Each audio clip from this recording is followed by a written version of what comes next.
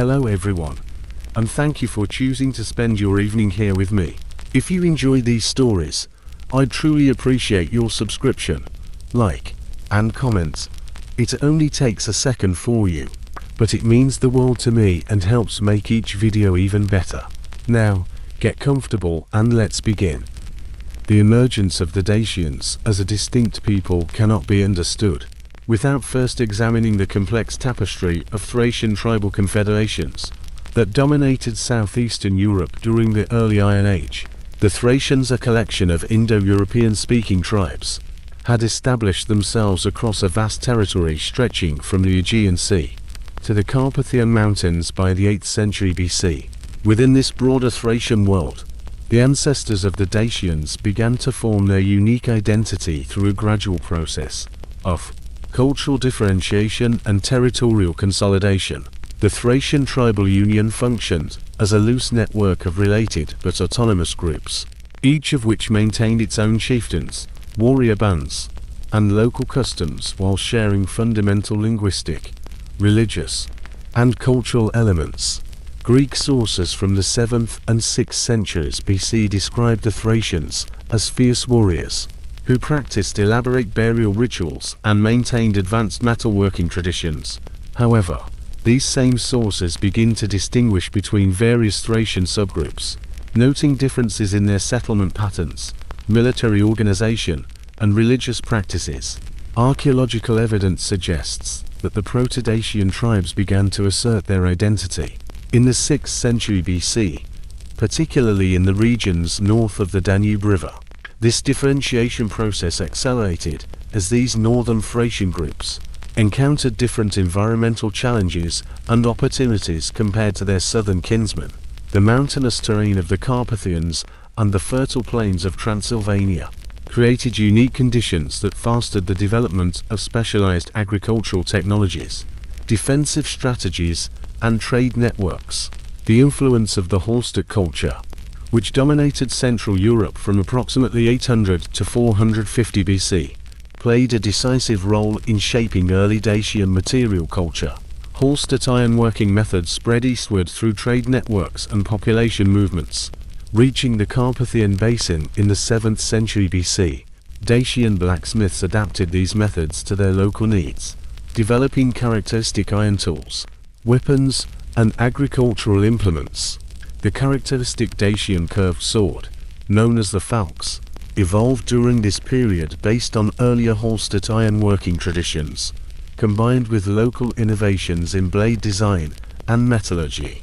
Hallstatt burial practices also influenced Dacian funeral customs, although the Dacians modified these traditions in accordance with their own spiritual beliefs.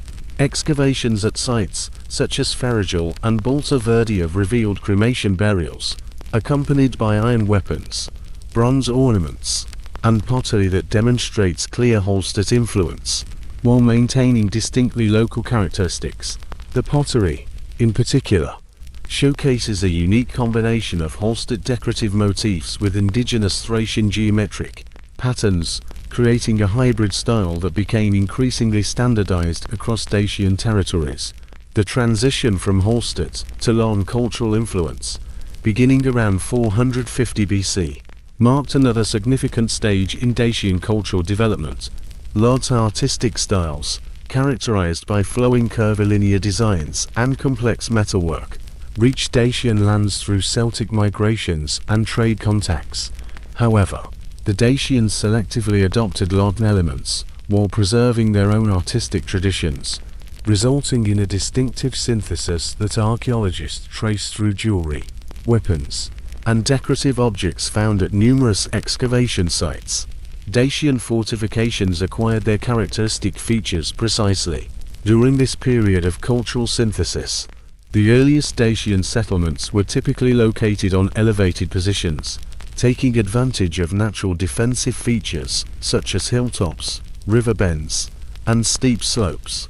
These early fortifications consisted of earth and timber ramparts, reinforced with stone foundations, a construction technique that combined Celtic defensive innovations with local building traditions.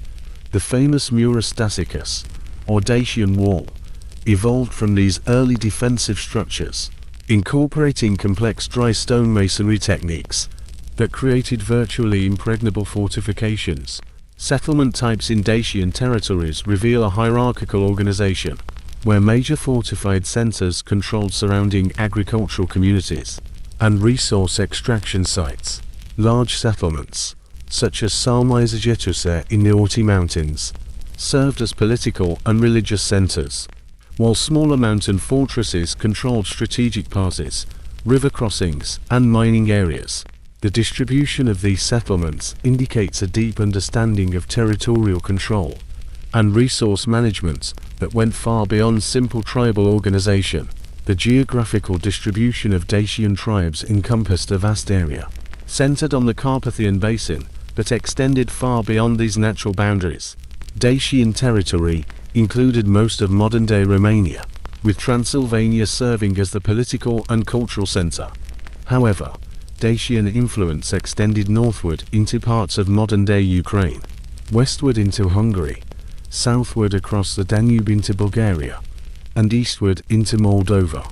This vast territorial reach was not controlled uniformly, but rather represented a complex network of allied tribes, tributary relationships, and zones of cultural influence.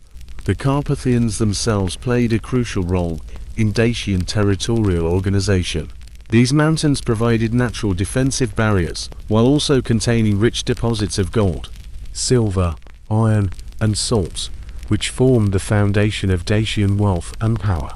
The Dacians developed sophisticated mining methods, creating extensive underground networks that extracted precious metals in places such as Romanian and Zlatna. These mining operations required coordinated labor forces and technical expertise, which contributed to the development of centralized political power. The fertile valleys and plateaus of Transylvania supported a dense agricultural population that provided the demographic basis for Dacian military and political strength. The region's agricultural productivity, combined with its mineral wealth and strategic location, made it the natural center of Dacian civilization.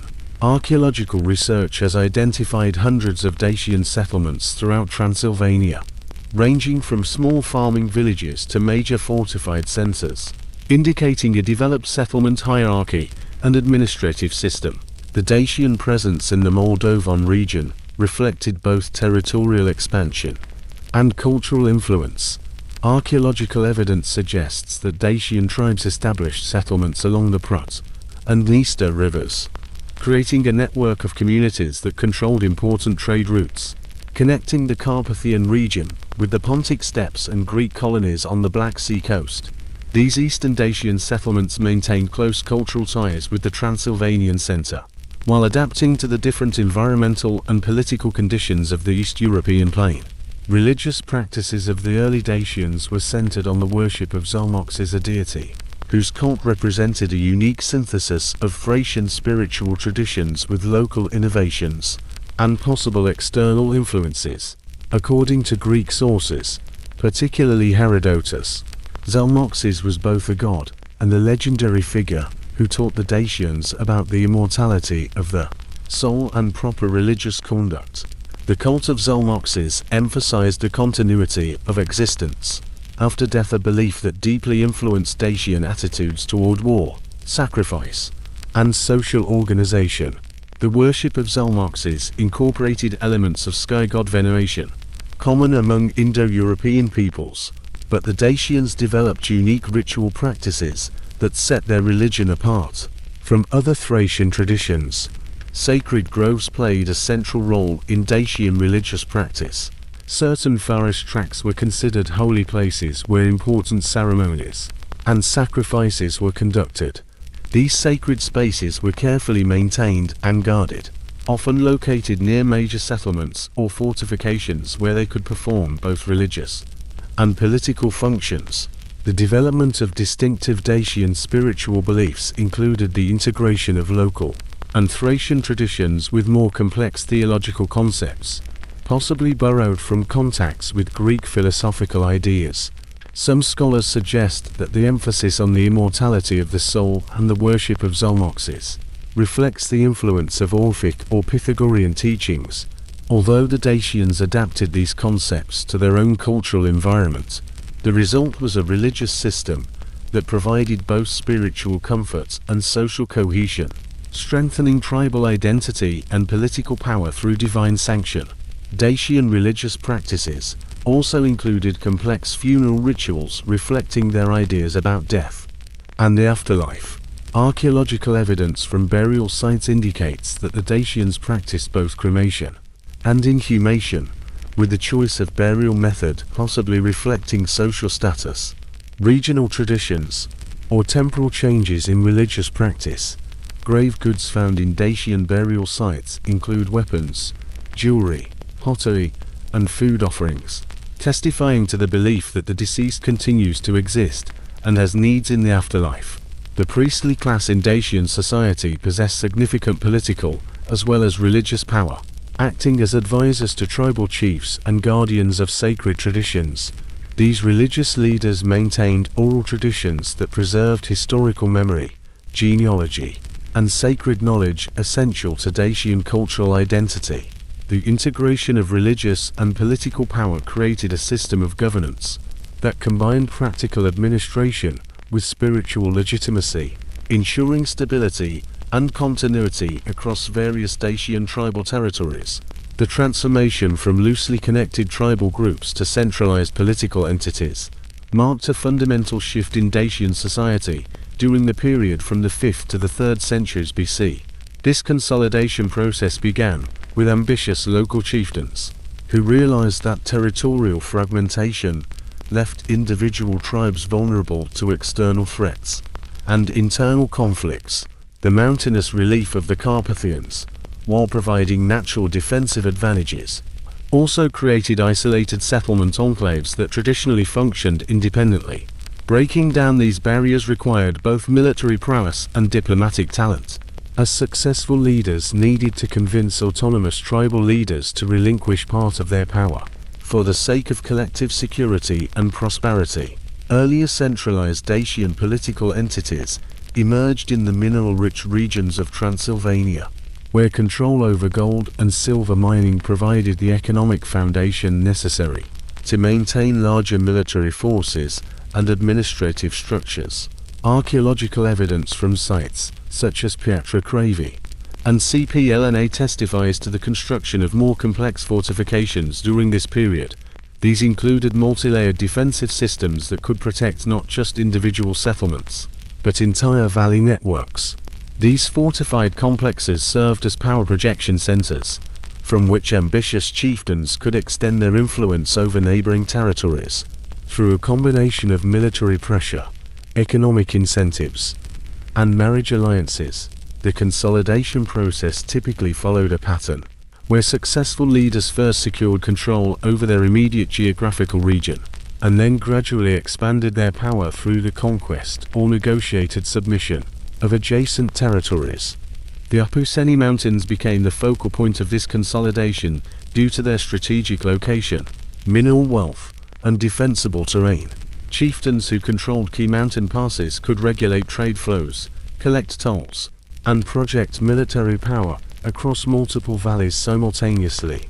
This geographical advantage allowed certain leaders to accumulate resources and manpower at rates far exceeding those of their competitors, accelerating the formation of protostates.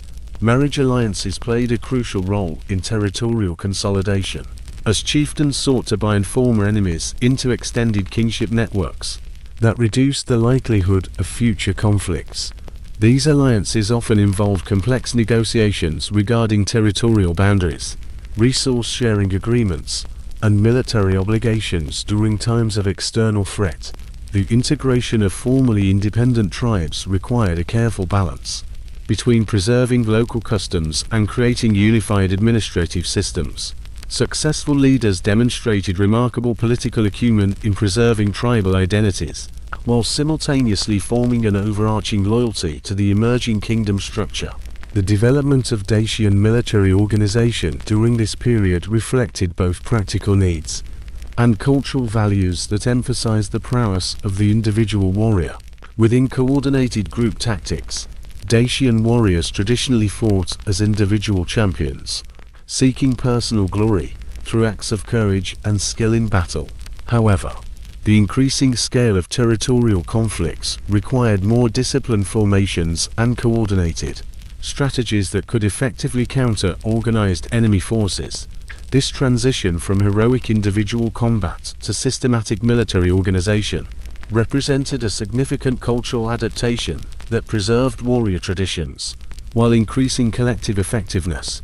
The falx became the hallmark of the Dacian armed forces during this period of consolidation, evolving from earlier curved blade designs into a highly specialized two-handed weapon of devastating effectiveness against both enemy infantry and cavalry. The length of the falx was approximately 120 to 150 centimeters, with a curved blade extending from a straight handle, creating a weapon that combined the chopping power of an axe with the reach advantages of a polearm. Dacian blacksmiths developed complex metallurgical methods to create falx blades that maintained sharp cutting edges while possessing sufficient flexibility to absorb impact energy without breaking.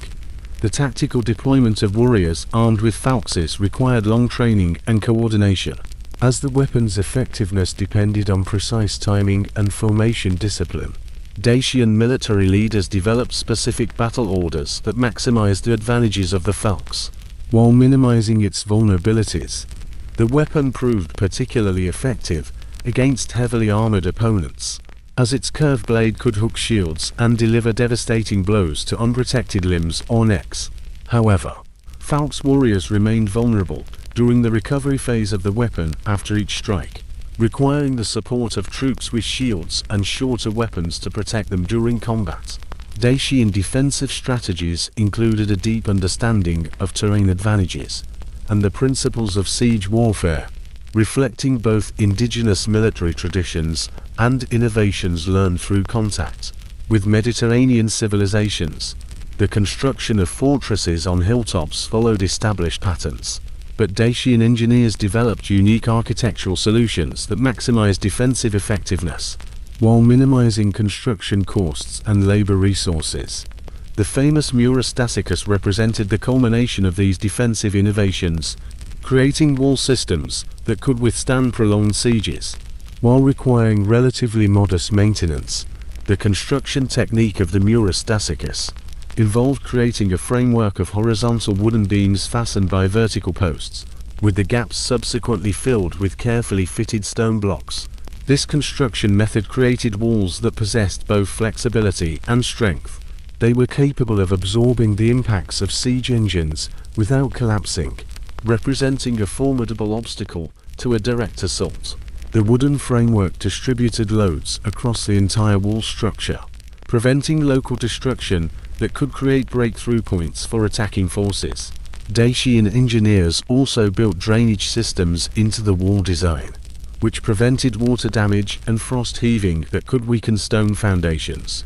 Dacian military culture emphasized personal courage, loyalty to leaders, and religious devotion, creating highly motivated armed forces capable of prolonged resistance against superior forces.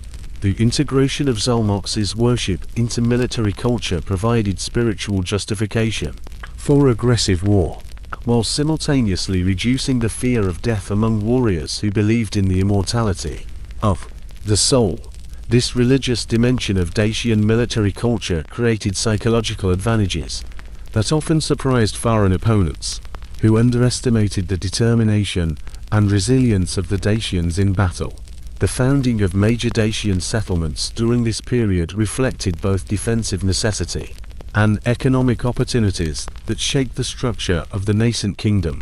Sarmizegetusa Regia, located in the Toponymy Mountains, began its development as a fortified settlement in the 3rd century BC, although its transformation into the primary Dacian political and religious center occurred gradually over several generations. The choice of sites reflected careful consideration of defensive advantages, access to water, agricultural potential, and proximity to mineral resources that could support a large permanent population. Early construction at Sarmizegetusa Regia focused on defensive fortifications that could protect the core of the settlement, while providing refuge for surrounding agricultural communities during conflicts. The natural advantages of this location included steep slopes on several sides, reliable water sources, and a commanding view of the surrounding valleys, providing early warning of approaching enemies. Dacian engineers enhanced these natural features through terracing projects that created level platforms for construction while strengthening slope stability with stone retaining walls. The sacred precinct at Sarmizegetusa developed simultaneously with the settlement's defensive structures, reflecting the integration of religious and political power, characteristic of the Dacian Kingdom's organization. Archaeological excavations have uncovered the remains of foundations of circular and rectangular temple structures that included both stone and wooden construction elements. These religious buildings performed multiple functions as centers of worship, meeting places for tribal councils, and repositories for sacred objects and tribal treasures symbolizing political legitimacy. Other major Dacian strongholds in the Orti Mountains developed according to similar patterns, with sites such as Costeti Blideru, and Pietraroi performing specialized functions within an integrated defensive network. Costeti controlled access routes from the south and west, while its elevated position provided visual communication with other fortifications via signal fires and smoke columns. The design of this site included several defensive lines that could funnel attacking forces into predetermined kill zones while providing protected retreat paths for defending troops. Blideru served as both a military outpost and a religious center. Archaeological evidence indicates the presence of both fortifications and temple complexes. The location of this site provided control over important mountain passes, while maintaining communication channels with the primary centers at Sarmizegetusa. Dacian engineers at Blideru developed innovative water management systems that collected and stored rainwater in underground reservoirs, ensuring a reliable water supply during long sieges. The economic foundation of emerging Dacian kingdoms rested on diversified production systems that combined agricultural surpluses, mineral extraction, craft manufacturing, and long-distance trade. Dacian agricultural practice evolved significantly from early subsistence farming, and now included specialized crop production, animal husbandry, and food processing methods that created marketable surpluses. The fertile valleys of Transylvania proved particularly suitable for grain production. Archaeological evidence points to the cultivation of wheat, barley, millet, and various legumes that provided food for humans and fodder for animals. Dacian farmers developed complex crop rotation systems that maintained soil fertility while maximizing yields. These agricultural methods included both indigenous knowledge and innovations learned through contact with Mediterranean farming traditions. The use of iron plowshares, which became ubiquitous in the 4th century BC, significantly increased agricultural productivity by allowing for deeper soil cultivation and more efficient land preparation. Dacian agricultural communities also developed specialized tools for harvesting, processing, and storing grain crops, which reduced labor costs while improving the quality and preservation of food. Dacian animal husbandry emphasized cattle, sheep, goats, and pigs, which provided meat, dairy products, leather, wool, and other vital materials for both local consumption and trade. Dacian shepherds developed the practice of transhumance, moving livestock between seasonal pastures, which maximized grazing opportunities while simultaneously reducing pressure on agricultural lands. The mountainous terrain of Dacian territories proved particularly suitable for raising sheep and goats, with high-altitude pastures providing excellent summer grazing, while protected valleys offered winter refuge. Metalworking represented the most complex and economically important craft activity in Dacian society, and the extraction of gold and silver provided the wealth necessary to maintain centralized political structures and armed forces. In the Apuseni Mountains, there were numerous gold deposits that Dacian miners exploited, both through open-pit mining and via underground shafts. Archaeological research in places like Roya Mountain has revealed extensive ancient mining networks, including vertical shafts, horizontal galleries, and complex drainage systems that allowed for deep underground extraction. Dacian mining methods included both indigenous innovations and techniques borrowed from contact with Mediterranean civilizations. The use of fire setting to break up hard rock allowed miners to access ore deposits that would have been impossible to extract using only hand tools. This method involved heating rock surfaces with fire followed by rapid cooling with water to create thermal shock fractures, which were then worked with picks and wedges. Dacian miners also developed hydraulic mining methods, using diverted river water to wash gold-bearing gravel and separate precious metals from waste rock. Silver mining in Dacian territories was concentrated on lead-silver ores, which required more complex extraction and processing methods than gold mining. Dacian metallurgists developed processes that separated silver from lead using controlled heating and oxidation procedures. These methods required specialized furnaces, precise temperature control, and skilled craftsmen who understood the chemical processes involved in refining metals. The resulting high-quality silver became an important trade commodity, facilitating commercial relations with Greek colonies and other Mediterranean civilizations. Trade relations between Dacian kingdoms and Greek colonies on the Black Sea coast developed in the 4th and 3rd centuries BC, creating commercial networks in which Dacian raw materials were exchanged for manufactured goods, luxury items, and cultural influences. Greek colonies such as Histria, Tomis, and Calatis served as intermediary trade centers, connecting Dacian territories with broader Mediterranean commercial systems. Dacian merchants brought gold, silver, agricultural products, livestock, and craft items to these coastal markets, receiving in return wine, olive oil, ceramics, metalware, and other industrial goods. The development of standardized weights and measures facilitated these trade relations, creating common commercial standards that reduced transaction costs and the number of disputes. Archaeological evidence indicates that Dacian territories adopted modified versions of Greek commercial standards, while maintaining indigenous measurement systems for local transactions. This dual system allowed Dacian merchants to participate effectively in international trade, while preserving traditional commercial practices in their own territories. The commercial networks and political structures that developed in previous centuries created the foundation upon which an extraordinary leader would build the first unified Dacian state. Around 70 BC, a leader named Burebista emerged from traditional power centers in the Toponymy Mountains, with ambitions that extended far beyond the regional kingdoms that had characterized Dacian political organization for generations.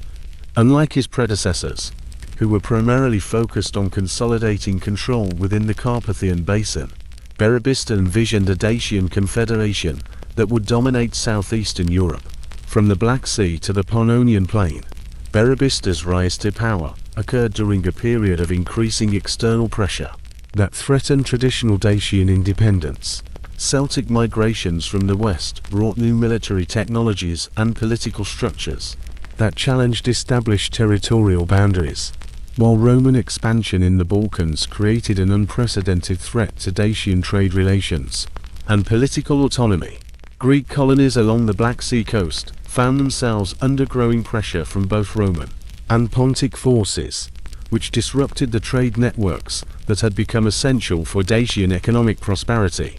These converging challenges required responses that exceeded the capabilities of individual kingdoms, creating opportunities for leaders capable of articulating a vision of unified resistance and coordinated action. The initial stage of Burebista's consolidation campaign focused on establishing control over Dacian territories in Transylvania through a combination of military conquest, diplomatic negotiations, and religious legitimization. Archaeological evidence from this period indicates significant construction activity at major fortification sites, suggesting that Burebista invested heavily in defensive infrastructure, while simultaneously creating the armed forces necessary for territorial expansion. The improvements of existing fortifications in Sarmizegetusa included the construction of additional defensive walls, the expansion of storage facilities, and an increase in residential zones capable of accommodating increased administrative personnel and military forces. Burebista's military organization incorporated traditional Dacian warrior culture, while introducing innovations that increased effectiveness on the battlefield against various enemy forces. The falx remained the primary weapon of the Dacian heavy infantry, but Burebista's forces also included specialized units equipped with spears, shields, and protective armor that could engage enemy formations using conventional tactics.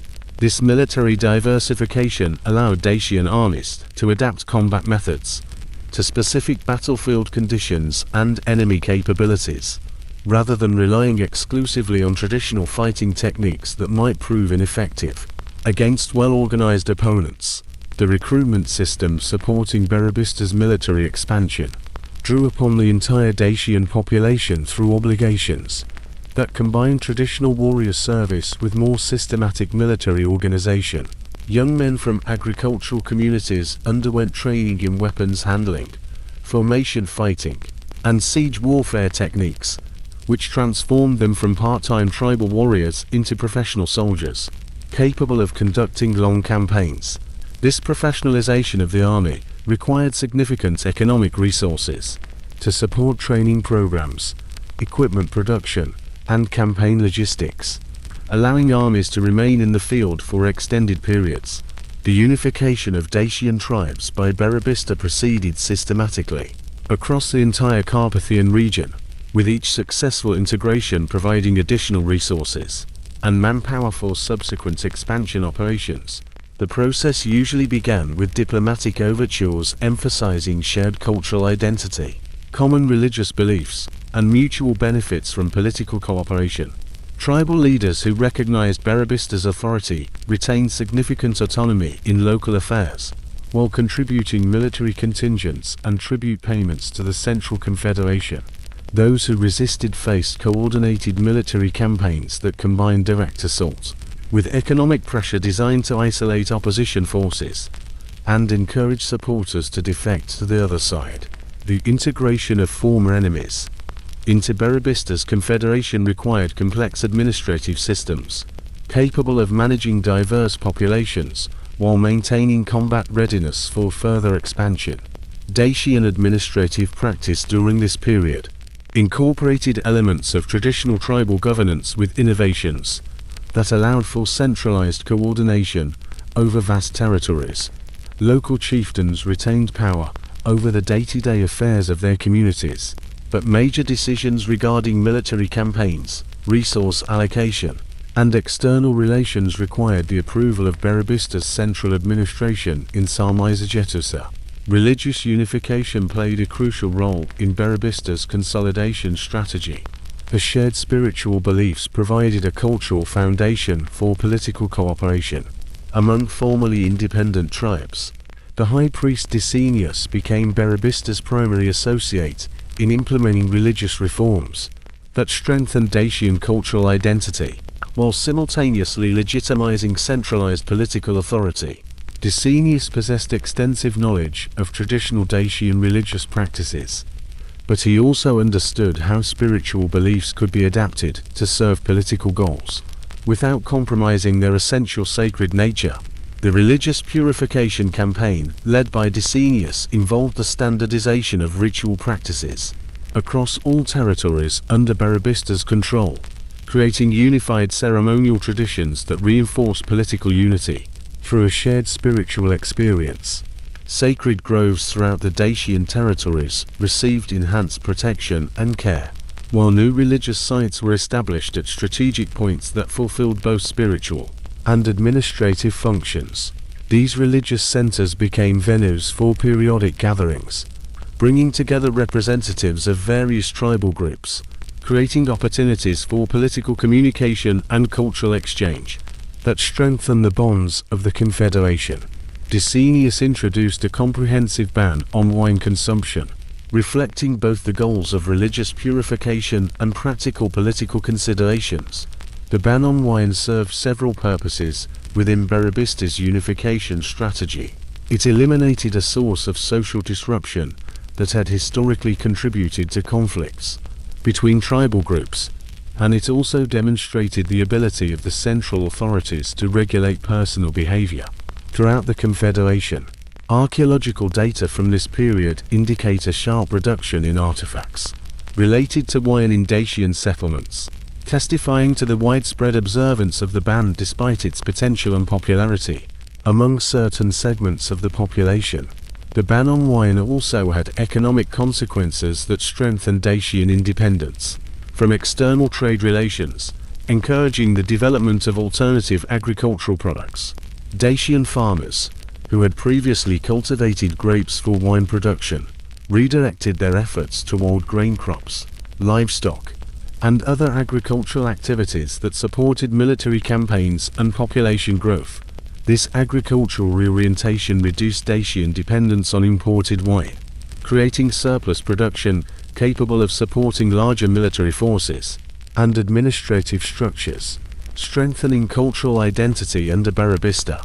And Decianus involved the promotion of distinctively Dacian artistic traditions, architectural styles, and craft techniques that distinguished Confederation members from neighboring peoples.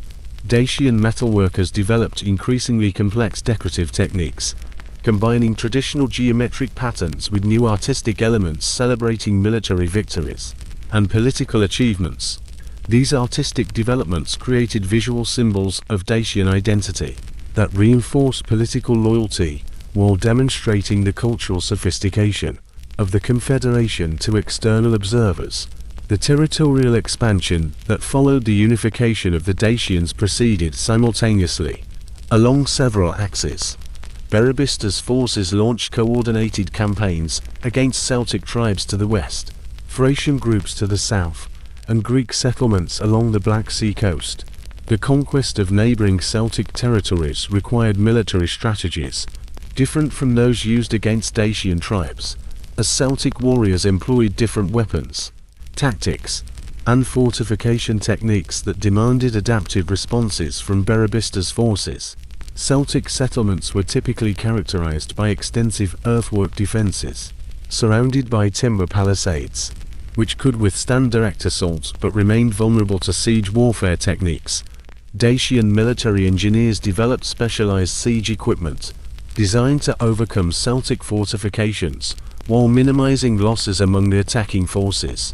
These siege techniques included elements of Mediterranean military engineering that Dacian forces had encountered during contacts with Greek colonies and Roman military operations in the region.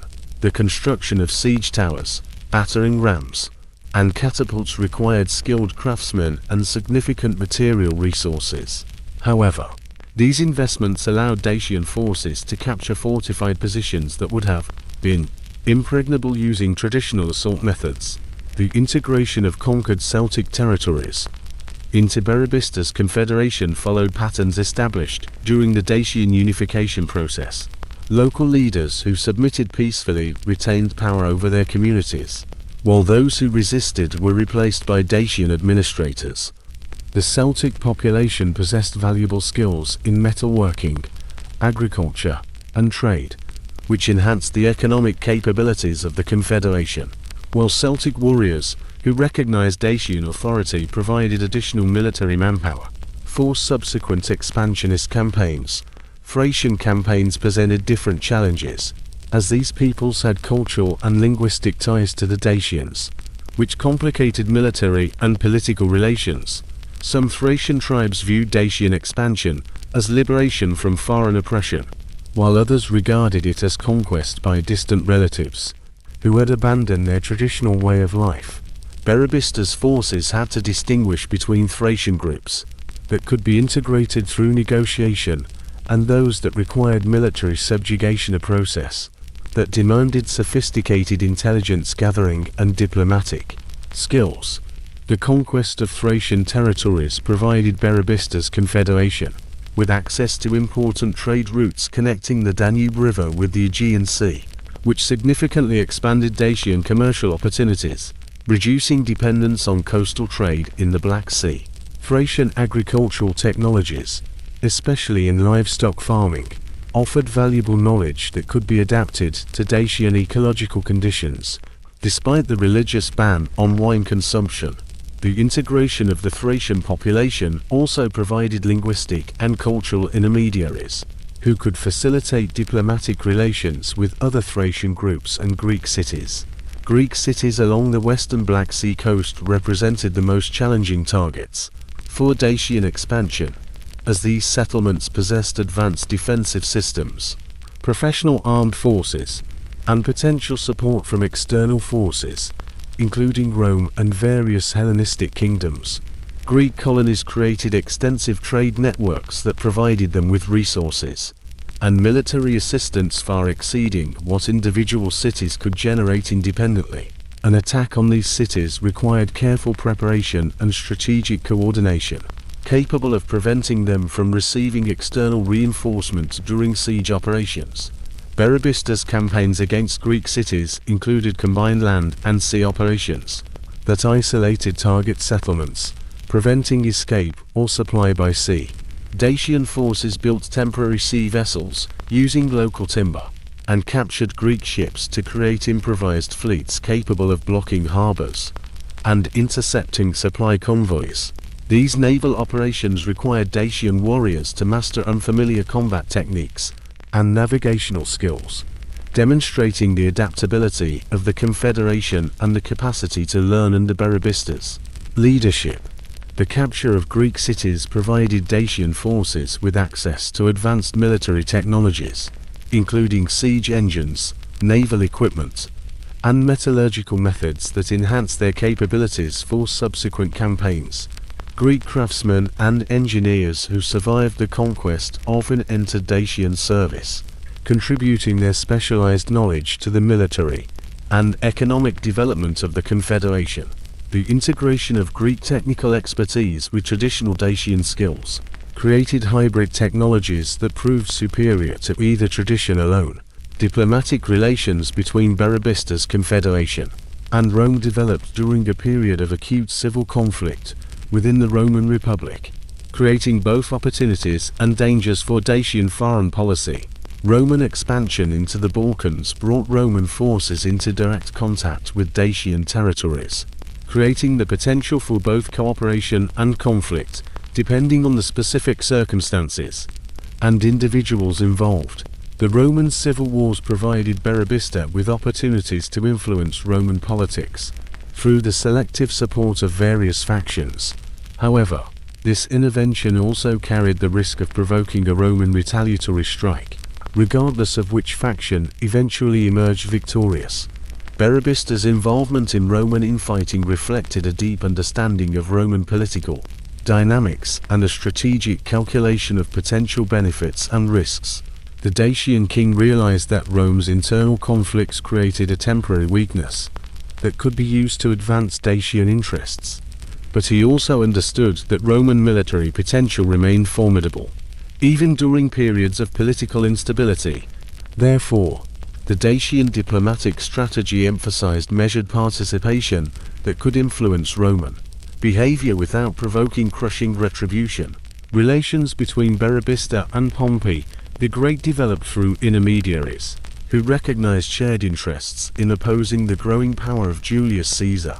Pompey's control over the territories of the eastern Mediterranean created natural ground for rapprochement with the Dacians, who were interested in maintaining independence from Roman expansion. At the same time, Burebista's military forces represented potential allies capable of threatening Caesar's positions in Gaul and Germany. Archaeological evidence testifies to an intensification of diplomatic activity between Dacian territories and Roman-controlled regions during this period. Potential support for Pompey against Caesar included complex negotiations over military aid, territorial arrangements, and post-war political relations. These discussions required the Dacian representatives' ability to navigate complex Roman protocols, while protecting the core interests of the Dacians. The assassination of Caesar in 44 BC radically changed the strategic situation, eliminating the immediate threat to Dacian independence, but creating new uncertainty in Rome's future policy. The assassination of Burebista in the same year, 44 BC, caused an immediate succession crisis that threatened the collapse of the vast confederation, created over decades. The circumstances of his death remain shrouded in historical mystery. Ancient sources offer various motives. Strabo mentions internal opposition from the nobility, dissatisfied with the centralization of power, while other versions point to external enemies.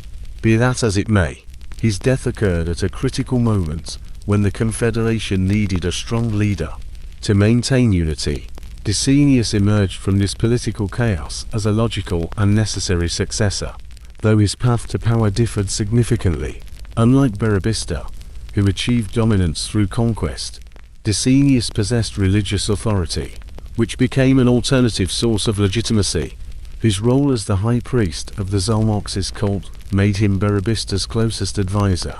In implementing reforms, this religious foundation allowed Licinius to claim power based on divine sanction, rather than purely secular force.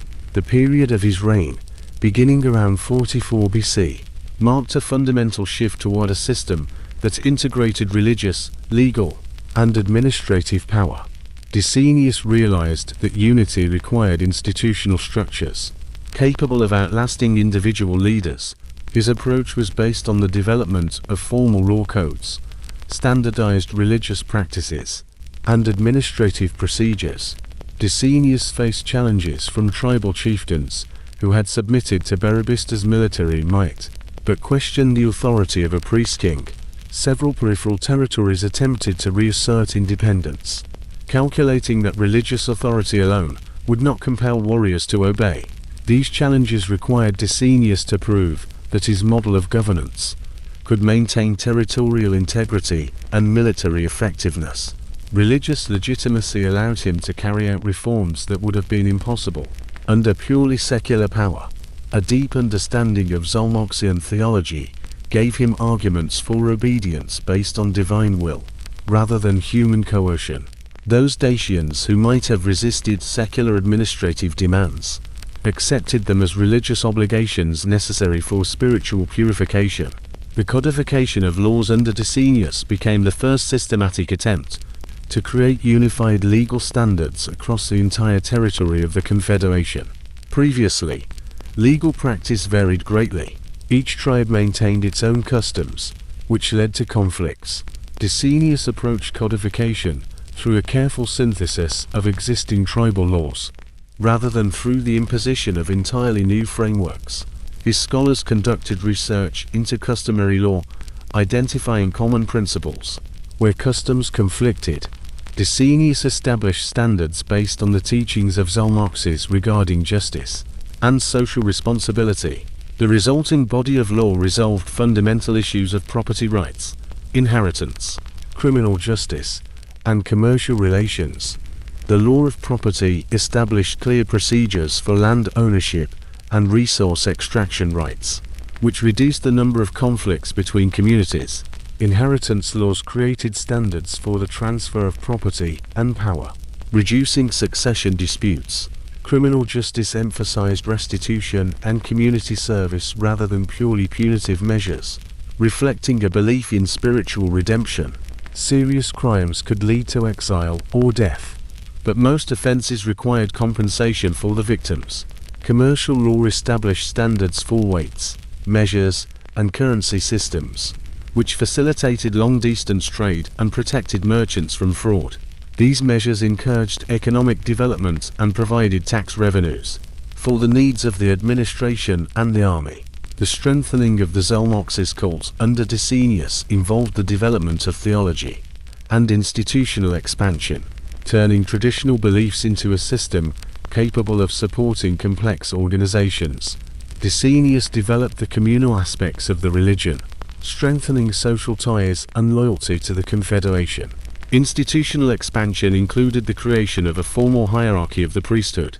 Local priests underwent training in central schools, which standardized rituals and created a professional class that performed both spiritual and administrative functions. Priests became intermediaries between the center and the population, explaining state policy in religious terms.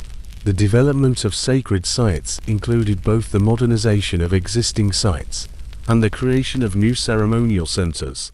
Sarmizegetusa underwent massive construction, becoming a major center of pilgrimage. Archaeological data indicates the construction of temple complexes and plazas capable of accommodating a huge number of visitors. The sacred calendar established by Dacian created regular occasions for nationwide festivities that brought together representatives of all tribes. These festivals served as spiritual celebrations, political gatherings, and commercial platforms. The timing of the festivals corresponded to agricultural seasons and astronomical events, acquiring new significance as symbols of unity. The elements of theocratic rule introduced by Dacian represented an attempt to integrate religious authority with administrative needs, without compromising efficiency. Religious councils of senior priests advised administrators, while maintaining independence in purely spiritual matters. This separation prevented conflicts between secular and sacred authority, ensuring that state policy remained consistent with Dacian religious values and traditions. The architectural achievements of the period of Dacian's reign reflected both defensive needs and a desire to express Dacian cultural sophistication, demonstrating the capabilities of the Confederation to both internal and external forces.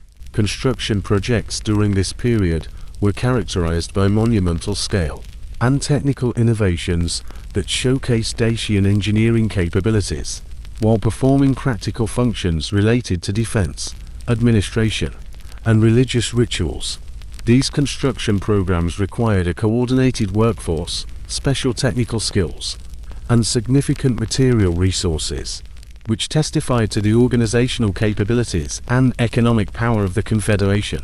Improvements in defensive architecture were focused on the perfection of existing fortification systems, while simultaneously developing new construction technologies capable of providing superior protection against evolving military threats.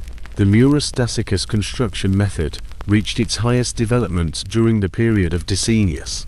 Engineers perfected the technique of stone fitting and the principles of structural design, which made it possible to create virtually impregnable defensive walls. These fortifications included complex elements such as multiple lines of defense, hidden sally ports, underground storage facilities, and integrated water management systems capable of sustaining life during prolonged sieges. The development of sacred architecture during this period led to the creation of some of the most complex religious structures in ancient Europe, combining traditional Dacian construction methods with innovations reflecting increased technical knowledge and aesthetic sophistication.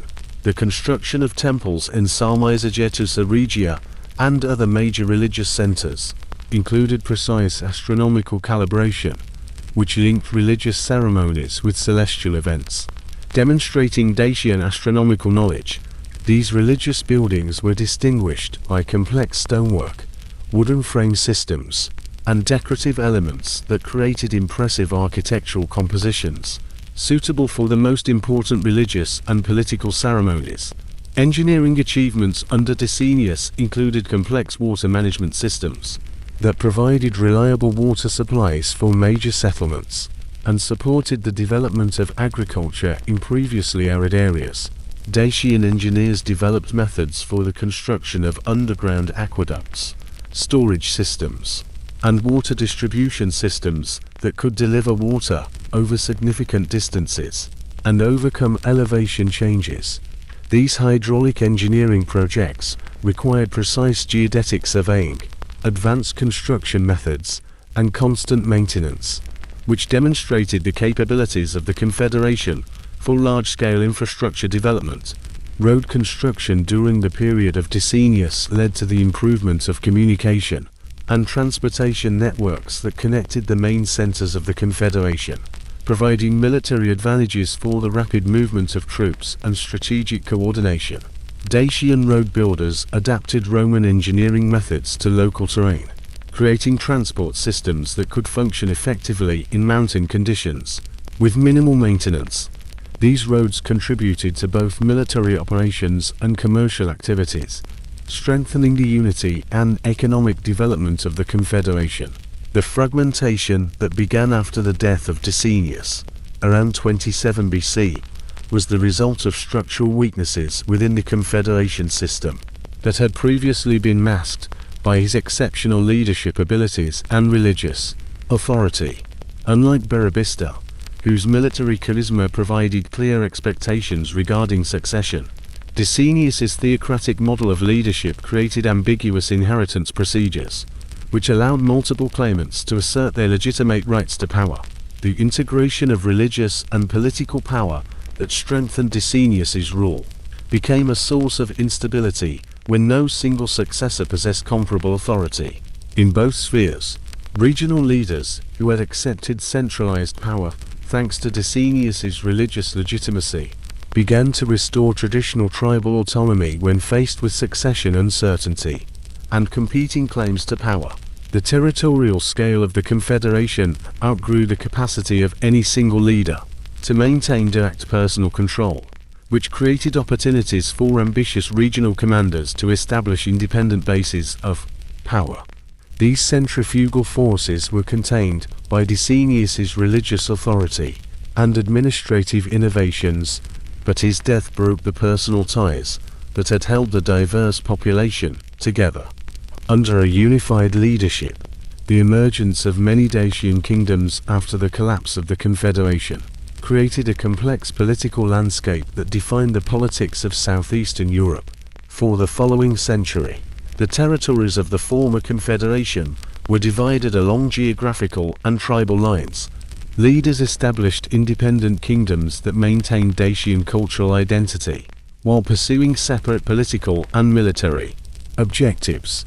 These successor kingdoms retained many of the administrative, legal, and religious innovations introduced during the periods of Burebista and Dacianus, but they lacked the coordinated power that had made the unified Confederation a major regional force, capable of influencing Roman politics and Mediterranean affairs.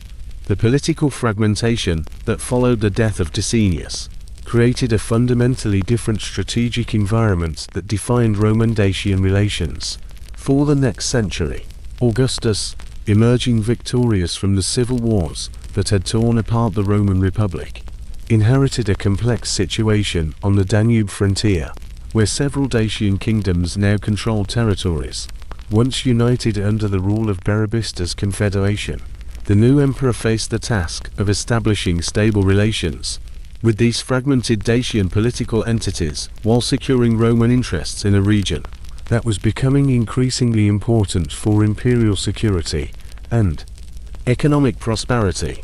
The early years of Augustus's reign were marked by a cautious approach to Dacian affairs, reflecting both Rome's military limitations and the uncertain political situation north of the Danube.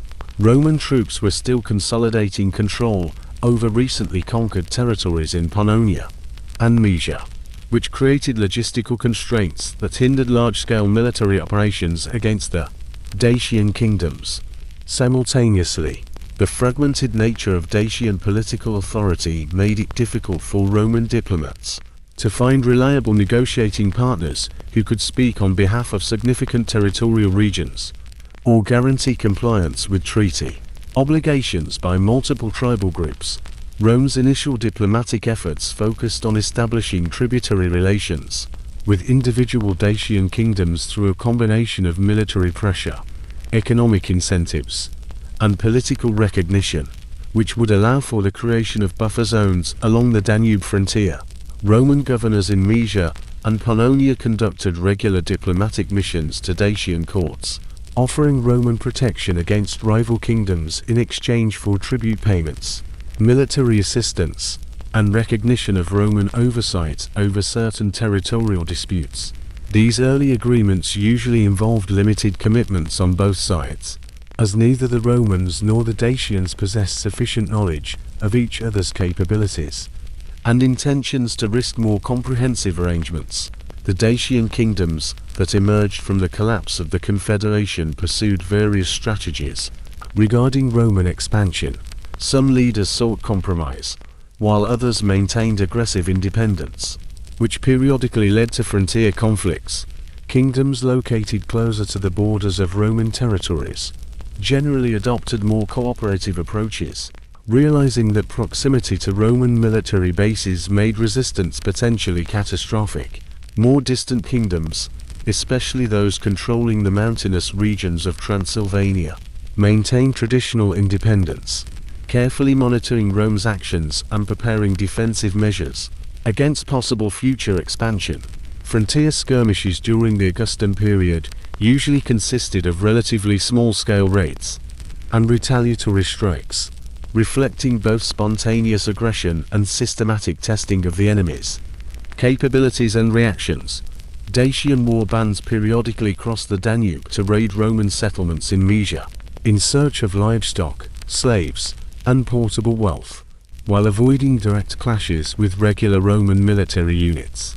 These raids served many purposes beyond simple plunder.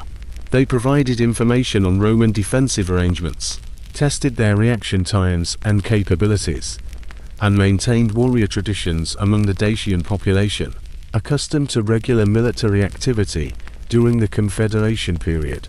Roman retaliatory military actions against Dacian raids followed established border management procedures, which emphasized rapid retribution combined with diplomatic efforts to prevent escalation into larger conflicts. Roman commanders usually undertook punitive expeditions, crossing the Danube to strike Dacian settlements responsible for the raids, capturing prisoners and livestock, but avoiding clashes with the main Dacian military forces that could turn limited punitive actions into full-scale war. These Roman counter-raids demonstrated the empire's military power and provided an opportunity to gather information on Dacian political relations, their military organization, and patterns of territorial control. The establishment of client relations between Rome and various Dacian kingdoms required careful negotiation of terms, balancing Rome's security interests with Dacian concerns about autonomy and internal political dynamics. Roman client agreements usually included formal recognition of Dacian royal authority in exchange for tribute payments, military assistance obligations, and recognition of Roman mediation in territorial disputes with neighboring kingdoms. These agreements provided Rome with buffer zones against more distant threats, giving loyal Dacian rulers access to Roman military support against rivals who might challenge their authority or territorial claims. Managing client relations presented a constant challenge for both Roman administrators and Dacian rulers, who needed to balance competing demands and expectations while maintaining internal political support. Roman governors expected regular tribute payments, immediate military assistance upon request, and unwavering cooperation in achieving Rome's strategic goals, which could conflict with traditional Dacian interests or cultural customs. Dacian client rulers faced internal opposition from traditionalist factions, who viewed cooperation with Rome as cultural betrayal. Simultaneously, they needed Roman support to maintain power against rivals or hostile neighboring kingdoms. The reign of Tiberius was marked by rising tensions on the Danube frontier, as Dacian kingdoms began to recover from the political chaos that followed the collapse of the Confederation. Several rulers began campaigns of territorial consolidation, seeking to recreate larger political units capable of more effectively resisting Roman pressure and conducting an independent foreign policy. These efforts inevitably sparked conflicts between competing Dacian kingdoms, which created opportunities for Roman intervention, but also led to the emergence of more powerful Dacian political entities that posed a greater potential threat to imperial interests. During this period, Duristanus emerged as one of the most successful leaders in the process of territorial unification, establishing control over a significant part of Transylvania through military conquest, diplomatic alliances, and dynastic marriages that restored networks of cooperation between formerly independent kingdoms. Archaeological data from major Dacian sites of this period indicate a renewal of construction activity and military preparations, suggesting coordinated planning by the allied kingdoms. Improvements to fortifications in places such as Costeticetuae and Pietraroi included new defensive elements reflecting both traditional Dacian engineering methods and innovations borrowed from observations of Roman military architecture. The military organization developed by Duristanus combined traditional warrior culture with systematic training and equipment standardization, allowing for the creation of more effective combat forces capable of long-term operations against professional Roman armies.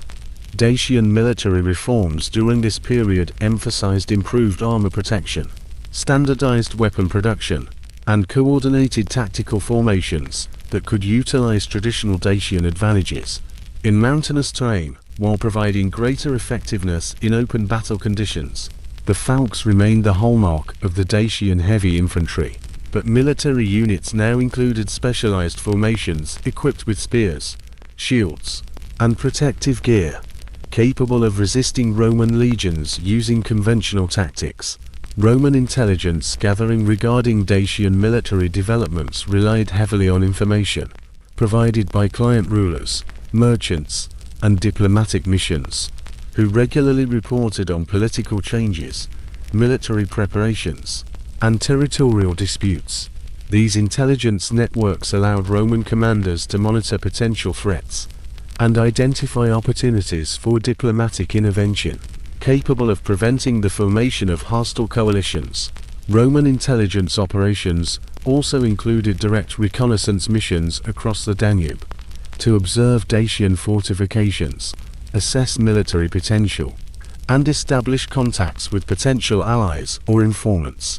The gradual reunification of Dacian territories under leaders like Duristanus created increasingly complex diplomatic situations, requiring Roman policymakers to balance competing strategic goals with limited military resources. Supporting weak Dacian kingdoms against strong neighbors could prevent dangerous consolidation, but also created obligations for military intervention that exceeded Rome's capabilities or political will. On the other hand, accepting Dacian unification could reduce administrative complexities but created more powerful potential enemies capable of threatening Rome's territorial security and economic interests. Economic relations between Rome and the Dacian kingdoms developed through several channels, including both official trade agreements and informal commercial networks operating across borders.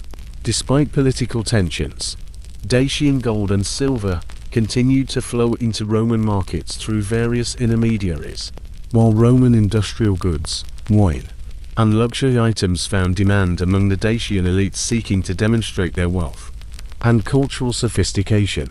These commercial ties created mutual interdependence, providing incentives for peaceful coexistence, and at the same time generated economic resources capable of supporting the military preparations of both sides.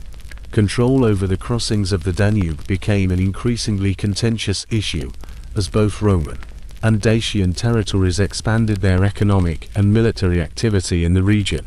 Strategic crossing points provided vital access for trade, military operations, and diplomatic links, making their control crucial for both defensive and offensive planning. Roman military engineers built fortified bridgehead positions at key points, while Dacian forces created corresponding defensive positions capable of contesting Roman attempts to cross the river during potential future conflicts.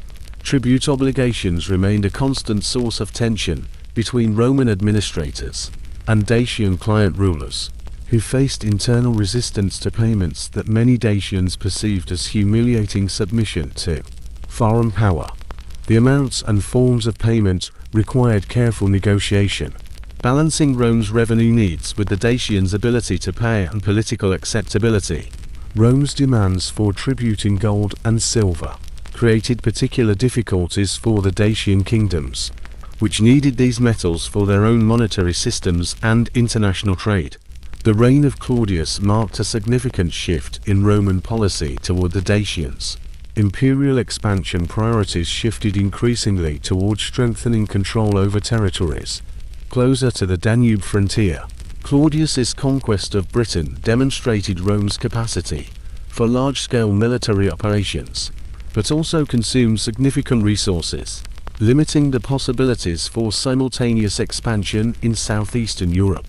This setting of strategic priorities created opportunities for the Dacian kingdoms to strengthen their positions without facing immediate Roman military pressure. Dacian military preparations during the Claudian period reflected a growing confidence that Roman expansion could be successfully resisted with proper defensive planning. Archaeological data indicates substantial investment in the construction and improvement of fortifications in Dacian territories, with a particular emphasis on sites controlling mountain passes and river crossings essential for any Roman invasion attempts. These defensive measures incorporated lessons learned from observations of Roman siege tactics, while maintaining the traditional advantages of the Dacians in mountainous terrain. The development of Dacian diplomatic relations with other barbarian peoples created potential alliance networks capable of complicating Rome's strategic planning.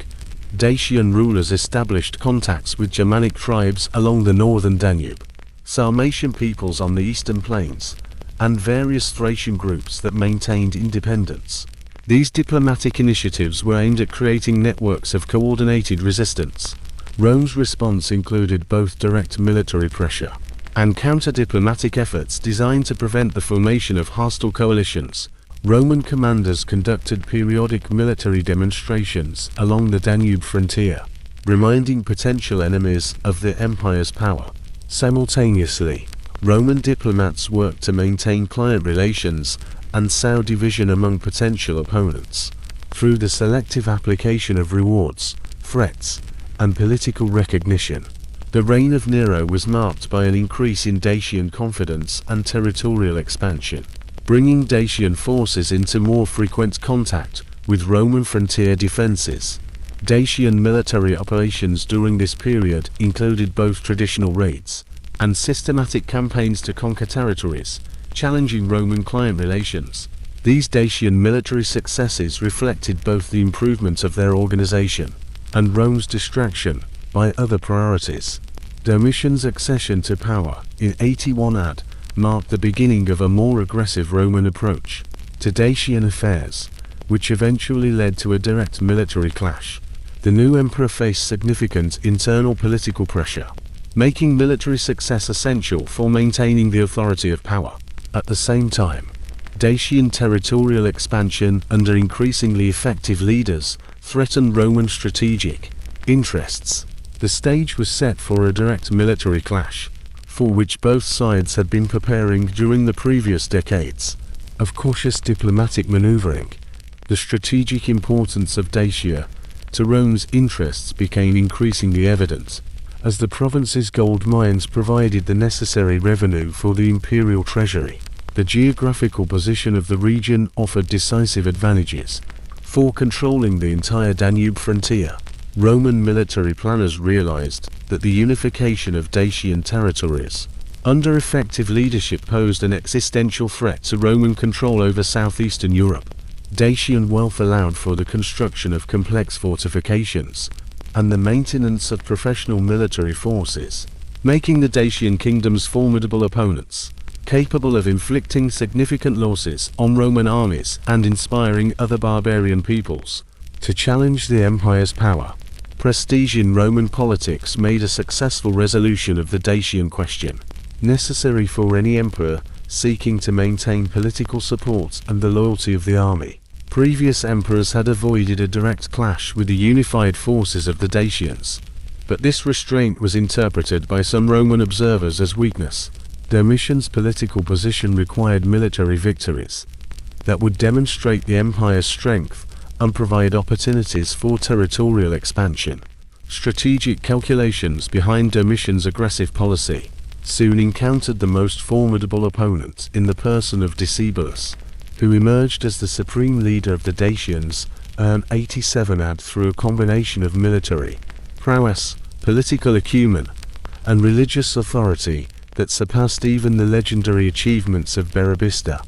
Unlike his predecessors, Decebalus demonstrated an unprecedented ability to synthesize military, diplomatic, and administrative capabilities, turning fragmented kingdoms into a single state capable of challenging Rome on equal terms. The name Decebalus, meaning strong as 10 men, reflected both a personal reputation as a warrior and a symbolic representation of the unified power of the Dacians. Archaeological data from major Dacian sites of this period indicate immediate and systematic military preparations. The unification of territories under the rule of Decebalus took place through carefully calibrated campaigns that combined military pressure with diplomacy and religious legitimization. Decebalus showed a deep understanding of the various motives of Dacian communities, developing individual approaches to local interests for the sake of overall strategic goals. The Orti Mountains region served as the foundation for the consolidation of power, providing both symbolic legitimacy and the practical advantages of protected terrain and mineral wealth. Decebalus invested heavily in the expansion and improvement of the fortification systems of Sarmizegetusa Regia, turning it into a complex capable of coordinating resistance throughout Dacia and serving as an impregnable refuge. Decebalus's reforms eliminated fundamental weaknesses in traditional organization, while preserving the cultural elements that maintain the morale of the warriors. Decebalus introduced systematic training programs in formation combat, siege techniques, and tactical maneuvers to counter Roman advantages.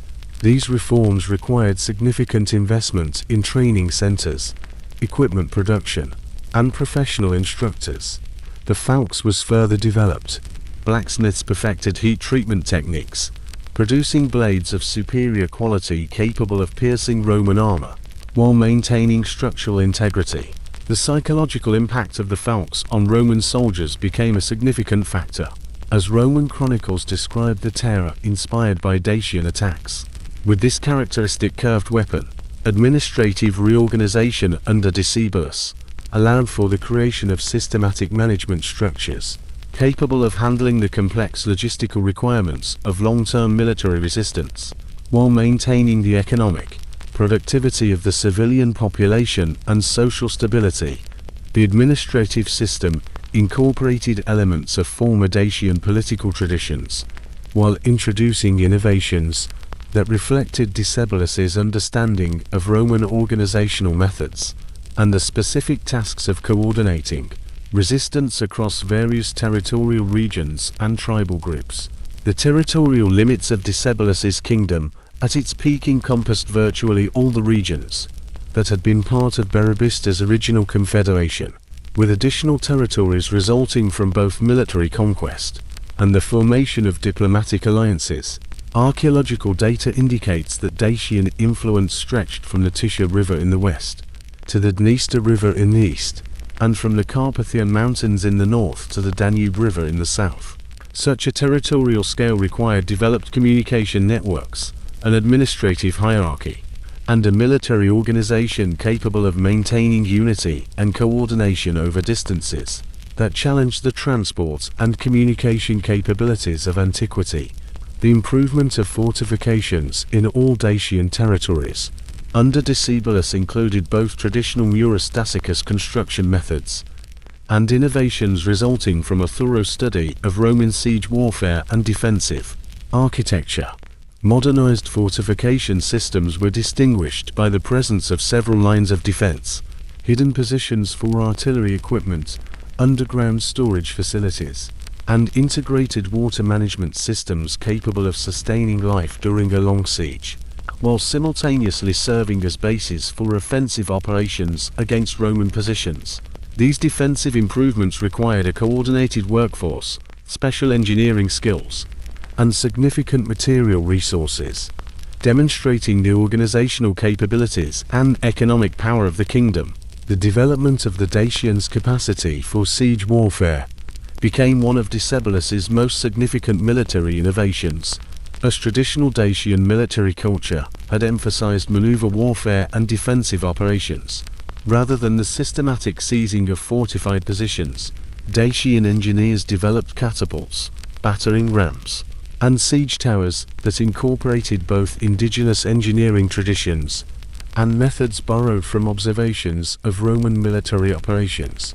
These siege capabilities allowed Dacian forces to attack Roman fortifications and settlements, rather than limiting themselves to defensive actions, which significantly expanded strategic options and forced Roman commanders to defend extended perimeters.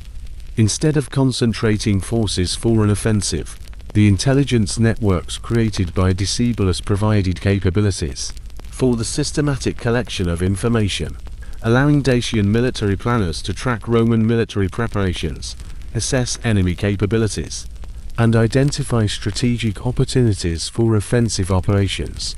These reconnaissance operations included both formal diplomatic missions, which gathered information through official channels, and covert intelligence activities that provided detailed military data on the deployment of Roman troops, supply measures, and strategic planning. The effectiveness of Dacian intelligence gathering became evident during subsequent military operations, where Dacian forces demonstrated detailed knowledge of Roman military preparations and strategic intentions.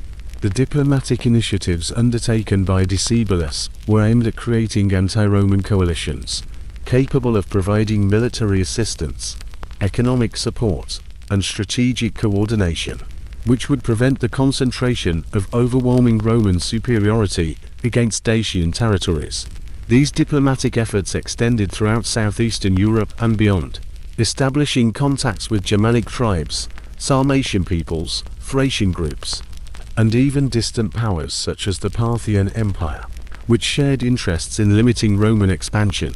The scale and sophistication of this diplomatic activity reflected Decebalus's understanding that successful resistance required international cooperation and coordinated strategic planning. Relations between Decebalus and the chieftains of Germanic tribes included complex negotiations regarding military aid, territorial agreements, and post-war political relations, requiring a careful balance between immediate military needs and long-term strategic goals. Germanic tribes possessed military potential, capable of significantly strengthening Dacian resistance, but their own territorial ambitions and cultural differences created potential conflicts that required diplomatic skill to manage effectively. Archaeological evidence testifies to the intensification of contacts between Dacian and Germanic territories during this period, with the exchange of items of material culture indicating regular diplomatic and commercial relations.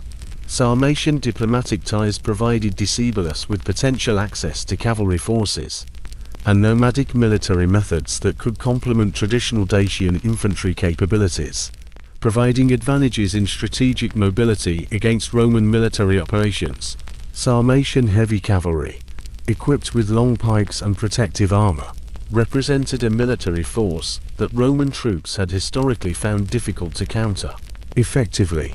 The integration of Sarmatian cavalry tactics with Dacian infantry formations created opportunities for combined arms interaction, which significantly increased Dacian military effectiveness by providing strategic flexibility for both offensive and defensive operations. The economic policy pursued by Decebalus was aimed at maximizing resource extraction and production capacities while maintaining social stability and popular support for military resistance efforts. Gold and silver mines, which formed the basis of Dacian wealth, received additional investments in mining equipment, processing facilities, and transportation networks capable of maintaining production levels despite Roman military pressure and potential siege conditions. These economic preparations included the development of alternative trade routes, capable of functioning despite Roman attempts to impose an economic blockade or disrupt traditional commercial ties. Agricultural policy under Decebalus emphasized food security and the production of surpluses, capable of supporting military operations and sustaining the civilian population during potential sieges or territorial upheavals caused by military campaigns. Dacian agricultural communities received instructions on food preservation methods, the construction of storage facilities, and crop diversification. which ensured a reliable food supply regardless of specific military or political circumstances. These measures reflected a deep understanding of the logistical requirements for conducting prolonged resistance. The expansion of craft production during the period of Decebalus was focused on the manufacture of military equipment while maintaining traditional artistic and cultural activities that strengthened Dacian identity and social cohesion. Weapons manufacturing enterprises throughout Dacia increased the output of falx blades, spearheads, arrowheads, and protective gear, while simultaneously implementing quality control procedures to ensure uniform standards. These improvements required skilled craftsmen, specialized tools, and raw material supplies, demonstrating the industrial capabilities and economic organization of the kingdom. Religious policy under Decebalus maintained traditional Zalmoxis worship, adapting spiritual practices to support military resistance and political unity among a diverse population. In religious ceremonies, themes of self-sacrifice for the sake of collective defense, divine support for righteous resistance against foreign oppression, and spiritual rewards for those who died defending Dacian independence were increasingly emphasized. These religious adaptations provided psychological preparation for war. The integration of religious authority with military leadership under Decebalus allowed for the creation of unified command structures, capable of coordinating both the spiritual and secular aspects of resistance, while maintaining legitimacy among a population that valued traditional rites. Religious leaders across all Dacian territories provided both spiritual guidance and practical support for military preparations, using their influence in communities to encourage recruitment, resource collection, and civilian cooperation with military authorities. Social organization under Decebalus maintained traditional tribal structures, while introducing modifications that increased military effectiveness and administrative cohesion. Warrior bands, which had traditionally acted as independent units, were integrated into larger formations capable of coordinating tactical operations, while maintaining the bonds of personal loyalty.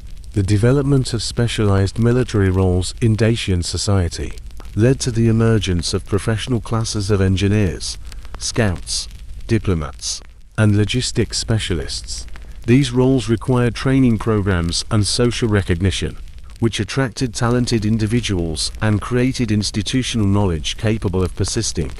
Despite casualties in personnel, the cultural achievements of the Decebalus period reflected both traditional Dacian artistic traditions and innovations that incorporated influences from contacts with various civilizations.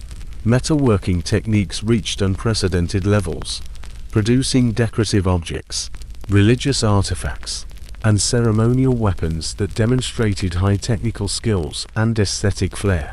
Architectural developments of this period combined defensive functionality with a symbolic expression of Dacian power. Construction projects at the major sites were distinguished by their monumental scale, showcasing Dacian capabilities to both internal and external observers.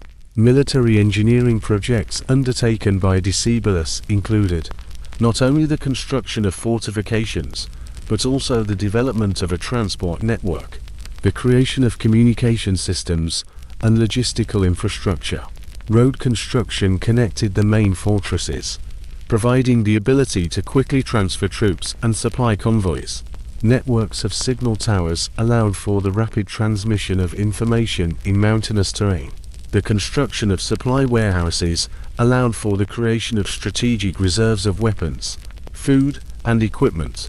The preparation of defensive positions throughout Dacian territory involved careful terrain analysis and strategic planning, which made it possible to maximize natural advantages and create coordinated defensive networks capable of mutual support and strategic flexibility.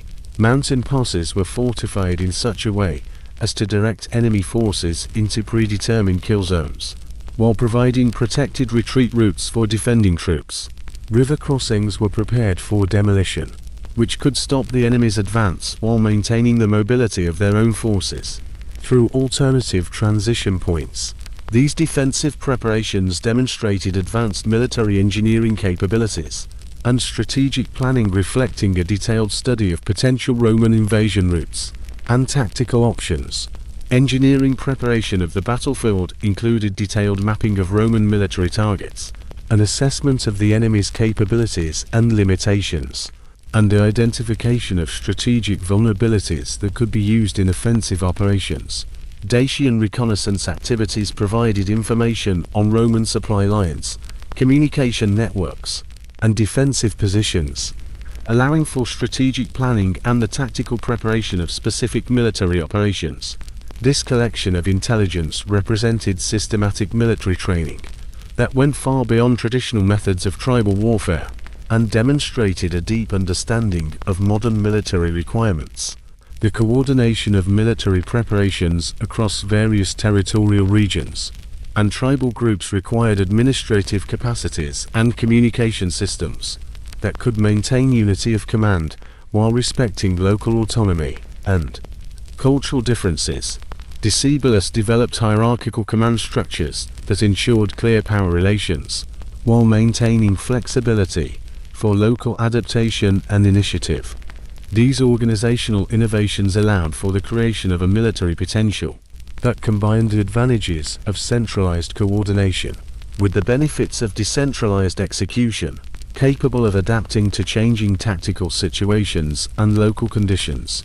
The military preparations organized by Decebalus in his kingdom were put to the ultimate test when Marcus Ulpius Trajanus ascended the imperial throne in 98 AD. Unlike his predecessors, who approached the Dacian question with varying degrees of caution and diplomatic maneuvering, Trajan brought to power a clear vision of imperial expansion. He saw Dacia as both a strategic necessity and an opportunity for military glory that would cement his position among Rome's greatest emperors. The new emperor possessed extensive military experience from campaigns in Germany and Spain, which gave him practical knowledge of frontier warfare and the logistical problems associated with conquering well-defended barbarian territories.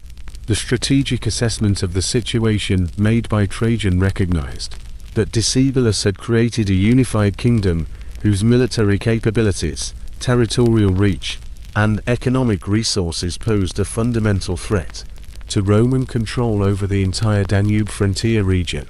Intelligence reports reaching Rome described sophisticated Dacian fortifications, professional military organization, and networks of alliances that could potentially inspire other barbarian peoples to challenge Roman authority throughout southeastern Europe.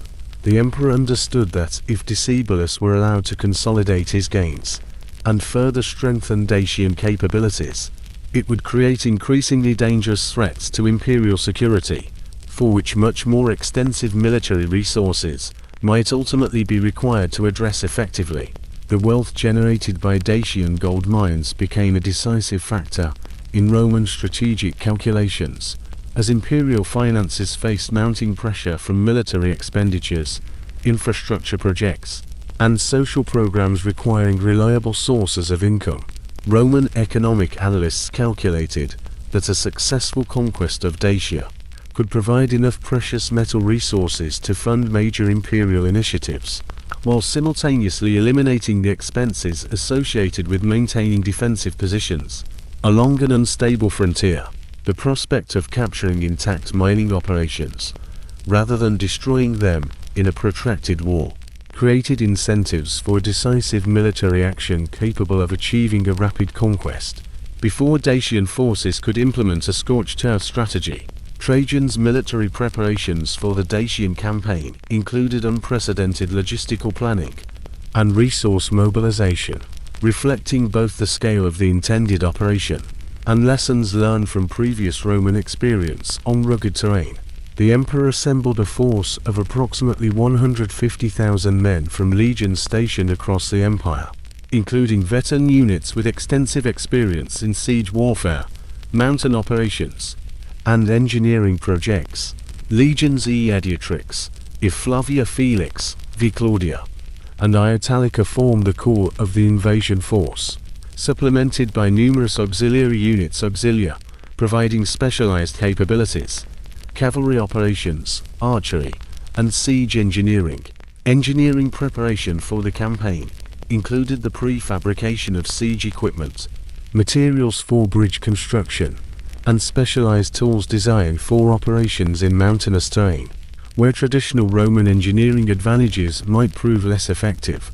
Roman military engineers studied detailed intelligence reports on Dacian fortifications, developing specific methods and equipment to overcome the Murus Dacius construction techniques, which had previously proven resistant to conventional siege warfare approaches.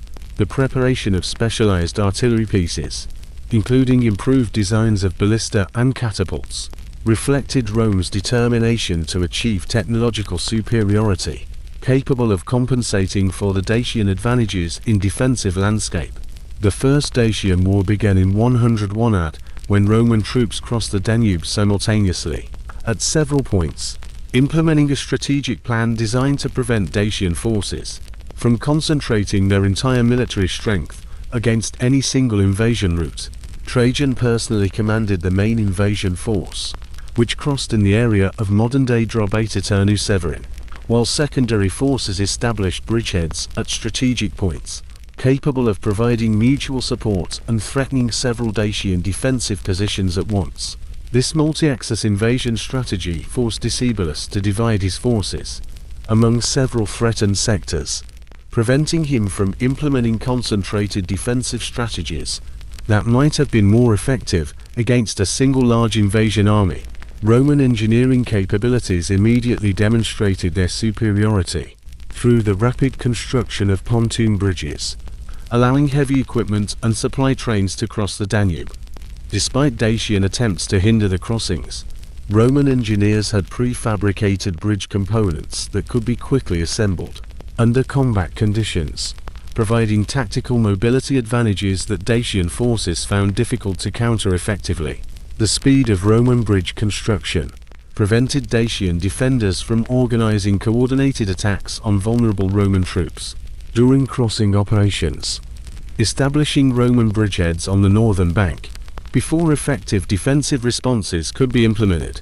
In the initial phase, the Roman invasion encountered fierce resistance from Dacian forces, demonstrating the effectiveness of their military reforms and defensive preparations.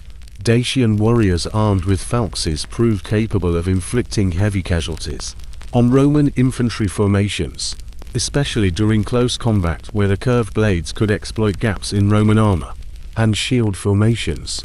Roman commanders quickly learned to respect Dacian combat capabilities, introducing tactical changes that emphasized missile weapons, coordinated formation attacks, and engineering solutions capable of reducing the number of direct infantry clashes. Where Dacian weapons were most effective, the advance toward the main Dacian fortresses required Roman troops to overcome numerous defensive positions that Decebalus had prepared on the approach routes to his mountain strongholds. Each defensive position required systematic siege operations, consuming time, resources, and manpower, allowing Dacian forces to inflict damage and delay the Roman advance toward strategic objectives. Roman military engineers developed special methods for taking Dacian fortifications, including the use of mines, concentrated artillery fire, and coordinated assault tactics capable of overcoming the advantages provided by Murus Dacius construction methods. The Second Battle of Tapai became the decisive engagement of the first campaign. Roman troops under Trajan's direct command clashed with the main Dacian army at a carefully prepared defensive position that maximized Dacian tactical advantages, while minimizing Roman superiority in equipment and organization. The battlefield was characterized by steep slopes, dense forest, and prepared obstacles that funneled Roman troops into predetermined kill zones, where warriors with falxes could effectively use their weapons against Roman formations. The battle began with large-scale skirmishes as both armies maneuvered for tactical advantage, assessing the capabilities and intentions of the opponent. The tactical deployment of the Romans at Tapai reflected lessons learned from previous encounters with Dacian forces. Emphasis was placed on coordinated artillery support, disciplined formation movements, and systematic use of Roman advantages in defensive armor and organizational coordination. Roman commanders positioned ballista and catapult units to provide suppressive fire against Dacian positions, while legionary formations advanced in coordinated waves capable of maintaining formation integrity. Despite the difficult terrain and fierce resistance, the Roman tactical approach relied on constant pressure and the systematic suppression of Dacian defensive positions, rather than attempts at decisive breakthroughs that might have been vulnerable to Dacian counterattacks. The Dacian defensive tactics at Tapai demonstrated a deep understanding of their own capabilities and limitations while maximizing the advantages provided by the choice of terrain and prepared positions. Decebalus positioned his forces to make the most of the protection of the slopes and forest cover, creating several backup positions capable of maintaining organized resistance. Even if the first lines of defense were breached, Dacian commanders coordinated attacks by heavy infantry armed with falxes, with support from missile fire and cavalry actions designed to disrupt Roman formation movements and create opportunities for decisive counterattacks against vulnerable Roman units. The effectiveness of Dacian falxes against Roman equipment became particularly evident during the close combat phases of the battle, as the curved blades proved capable of hooking Roman shields and delivering devastating blows to unprotected limbs and necks. Roman soldiers found that their traditional scutum shields were less effective against falx attacks than against conventional weapons, as the curved blade design allowed for exploiting the shield's position and striking from unexpected angles. Roman military observers noted that wounds from a falx were usually more severe than those inflicted by a straight-bladed weapon, creating a psychological effect that reduced Roman combat effectiveness, even when casualties remained within acceptable limits. Tactical adaptations by the Romans during the battle included the deployment of specialized anti-falx formations, which emphasized coordinated spear work and missile support, designed to keep Dacian warriors at a distance, where their characteristic weapon could not be effectively applied. Roman commanders positioned auxiliary archers and slingers to provide continuous harassment of Dacian formations, while legionary spearmen created defensive screens that prevented entry into close combat, where falx weapons were most dangerous. These tactical innovations required careful coordination and disciplined execution in combat conditions, demonstrating Roman military professionalism and adaptability under pressure. The outcome of the Second Battle of Tapai was achieved through systematic Roman pressure that gradually wore down Dacian resistance, rather than through any single decisive action or breakthrough. Roman artillery units maintained a continuous bombardment of Dacian positions, while infantry formations methodically advanced through prepared obstacles and defensive positions. The combination of Roman technological advantages, superior logistics, and disciplined tactical execution eventually overcame the Dacian advantages in terrain, motivation, and individual combat skill, forcing the Dacian forces to retreat from their prepared positions to avoid total destruction. Dacian withdrawal operations demonstrated sophisticated military planning and execution, which preserved a significant portion of Decebalus's army for future operations, denying Roman forces the complete victory that might have ended Dacian resistance immediately. Dacian commanders implemented coordinated delaying actions that slowed the Roman pursuit, while protecting their main forces during the retreat to secondary defensive positions. The effectiveness of these operations prevented Roman forces from achieving the decisive destruction of the enemy's military potential, which would have made further resistance impossible. The aftermath of the Battle of Tapai required Roman forces to continue the systematic reduction of Dacian defensive positions, while managing extended supply lines and mounting casualties that reflected the intensity of Dacian resistance. Roman engineering capabilities proved essential for maintaining offensive momentum. Military engineers built roads, bridges, and supply depots that allowed operations to continue in difficult terrain. Despite Dacian efforts to disrupt Roman logistics, the construction of permanent Roman installations throughout the conquered territory demonstrated the empire's intention to maintain control over captured areas, providing basis for continued offensive operations. Trajan's bridge became the most remarkable engineering achievement of the entire campaign, demonstrating Rome's technical capabilities and providing strategic advantages that fundamentally changed the military situation on the Danube frontier. The bridge construction project, under the leadership of the architect Apollodorus of Damascus, involved the creation of massive stone piers capable of supporting a wooden superstructure, designed for intensive military traffic under all weather conditions. The location of the bridge, near modern-day Drobeta Târnu provided optimal engineering conditions, offering strategic access to Dacian territories that could support prolonged military operations. The technical specifications of Trajan's bridge reflected a deep understanding of hydraulic engineering, structural mechanics, and construction methods, representing the pinnacle of Roman engineering achievements. The bridge was approximately 1,135 meters long and consisted of 20 stone piers, rising to heights of up to 60 meters above the river surface. Each pier required a massive stone foundation capable of withstanding floods, ice jams, and potential sabotage attempts while supporting the wooden arch structures that served as the roadway. The construction project required a coordinated workforce, special equipment, and engineering expertise, which demonstrated Rome's organizational capabilities and technical knowledge. The strategic importance of Trajan's bridge extended far beyond its immediate military utility, as the permanent crossing facility allowed for the rapid deployment of Roman troops into Dacian territory, providing reliable supply lines capable of supporting long-term military operations, regardless of seasonal conditions or enemy interference. The bridge neutralized the Dacian advantages based on the control of Danube crossings, providing Roman commanders with tactical flexibility to respond quickly to the changing military situation. The psychological impact of the bridge's construction on both the Roman and Dacian populations demonstrated the empire's engineering capabilities and resolve, influencing political calculations throughout the region. Difficulties during the project's implementation included managing river conditions, coordinating the supply of vast quantities of materials, and meeting work schedules despite potential enemy interference and difficult weather conditions.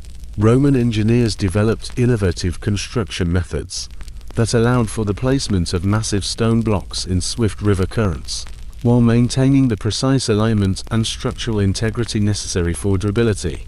The project required quarrying operations, the creation of transportation networks, and the use of specialized construction equipment, representing a massive logistical undertaking that required coordination among many military and civilian organizations. The completion of Trajan's bridge allowed Roman forces to exert continuous pressure on Dacian positions while providing safe retreat routes, which reduced the risks associated with long-term operations in enemy territory. Roman military planners could now implement strategic options that were previously impossible due to logistical constraints and the vulnerability of crossings. The bridge provided capabilities for the rapid deployment of reinforcements, replenishment of supplies, and tactical flexibility, which fundamentally changed the strategic balance between Roman and Dacian forces. The temporary peace agreement that ended the First Dacian War reflected both Roman strategic objectives and practical constraints that prevented the immediate complete conquest of Dacian territories. Roman forces had achieved significant tactical victories and captured important Dacian positions, but the campaign also revealed the substantial costs and difficulties associated with conquering well-defended mountain territories held by determined defenders. Trajan realized that total conquest would require additional resources, time, and military preparation, which could be better achieved through a temporary settlement that provided opportunities for more thorough preparation. The peace terms negotiated between Trajan and Decebalus established Dacia as a Roman client kingdom, with specific obligations regarding tribute payments, military assistance, and territorial agreements, which served Roman strategic interests while preserving Dacian political autonomy. Under Roman oversight, Decebalus agreed to dismantle certain fortifications, provide hostages as a guarantee of compliance, and accept Roman garrisons at strategic points that could monitor Dacian activities, serving as bases for future military operations if necessary. These terms provided Rome with significant strategic advantages, while Decebalus was able to retain power over his kingdom and prepare for potential future conflicts. Rome's strategic calculations regarding the peace agreement were based on the premise that a temporary compromise would provide opportunities for intelligence gathering, logistical preparation, and political development, which would increase the chances of success for future military operations. Roman administrators could use the peace period to create more effective supply networks, gather detailed information about Dacian capabilities and intentions, and develop political relations with potential allies among the Dacians, who might support Roman goals in future conflicts. The agreement also gave Roman military units time to recover from losses during the campaign, incorporating lessons from the combat experience of clashing with Dacian forces. Dacian strategic goals during the peace negotiations were focused on winning time for military preparation, creating diplomatic alliances, and economic recovery, which could strengthen resistance capabilities for inevitable future clashes with Roman troops. Decebalus understood that Rome's imperial goals would ultimately require the complete conquest of Dacia, making the peace agreement only a temporary respite rather than a final resolution of the conflict. The Dacian king used the peace period to strengthen fortresses, expand military training programs, and develop alliance relations capable of providing additional support during future military operations. The implementation of the peace terms created constant tension and disputes, reflecting the fundamental incompatibility between Rome's imperial goals and the Dacian desire for independence. Rome's demands for tribute payments, territorial concessions, and military restrictions conflicted with Dacian traditions and political needs, making full compliance difficult or impossible. These difficulties in implementing the agreement served as a pretext for future military action, creating political pressure that made the renewal of conflict increasingly likely. Despite temporary arrangements, intelligence activities during the peace period included large-scale information gathering. By both sides, representatives of Rome and the Dacians sought to assess the capabilities, intentions, and vulnerabilities of the enemy to gain advantages in the future. Roman intelligence operations focused on mapping Dacian fortifications, assessing military potential, and identifying potential political divisions that could be exploited in future campaigns.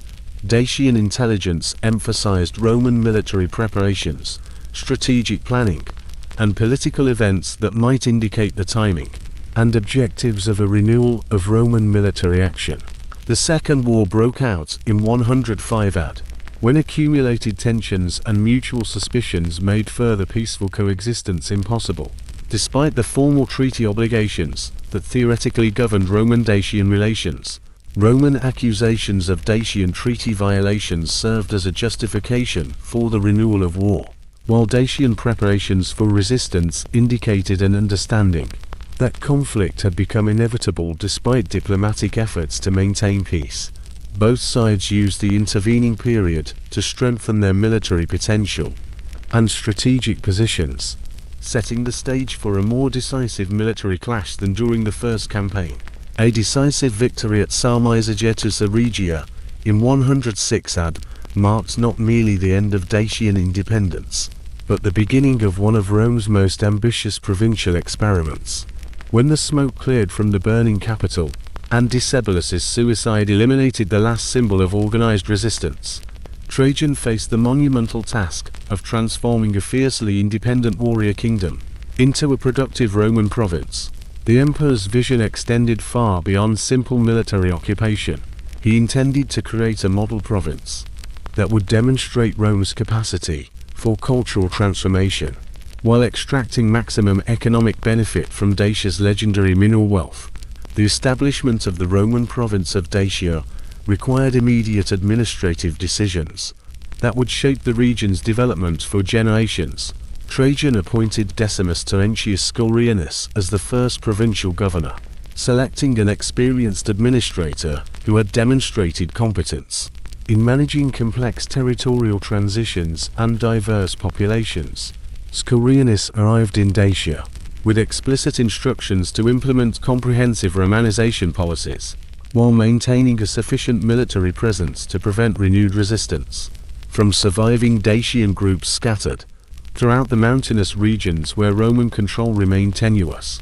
The administrative organization of Roman Dacia followed established provincial models, incorporating modifications necessary for governing territories with unique geographical and demographic characteristics.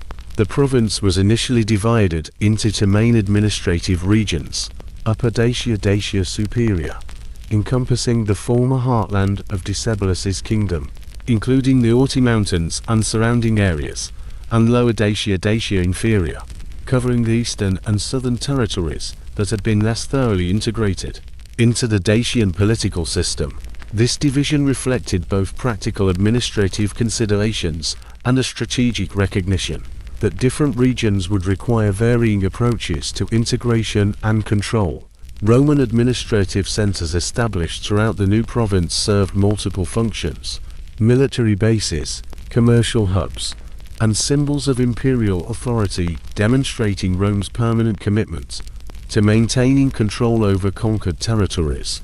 The selection of sites for these centers was based on careful consideration of strategic location, defensive capabilities, communication networks, and economic potential that could support a sustained Roman presence, while facilitating the integration of local populations into imperial systems.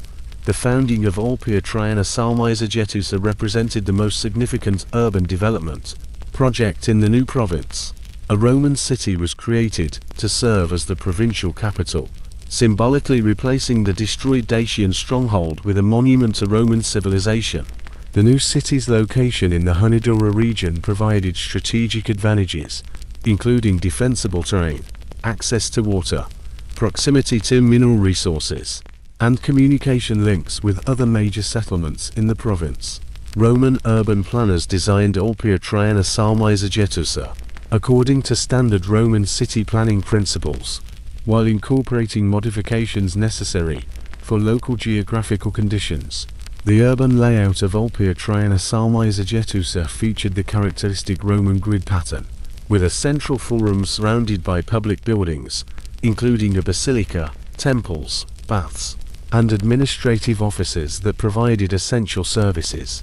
While demonstrating Roman architectural sophistication, the construction of the city required an enormous amount of labor, including both voluntary workers attracted by employment opportunities and conscripted populations, who provided manual labor for major construction projects. Archaeological evidence indicates that the city's development proceeded rapidly, with major public buildings completed within the first decade of Roman occupation. Residential districts within Ulpia Traiana Sarmizegetusa reflected the social hierarchy that characterized Roman colonial societies. Wealthy Roman colonists occupied representative houses with modern amenities, including heating systems, hypocausts, mosaic floors, and private baths. Middle-class residents, including Roman citizens of modest means and successful local merchants, lived in smaller but well-appointed houses that demonstrated their integration into Roman social and economic systems. The working population occupied apartment buildings and smaller dwellings that provided basic accommodation while maintaining Roman urban standards.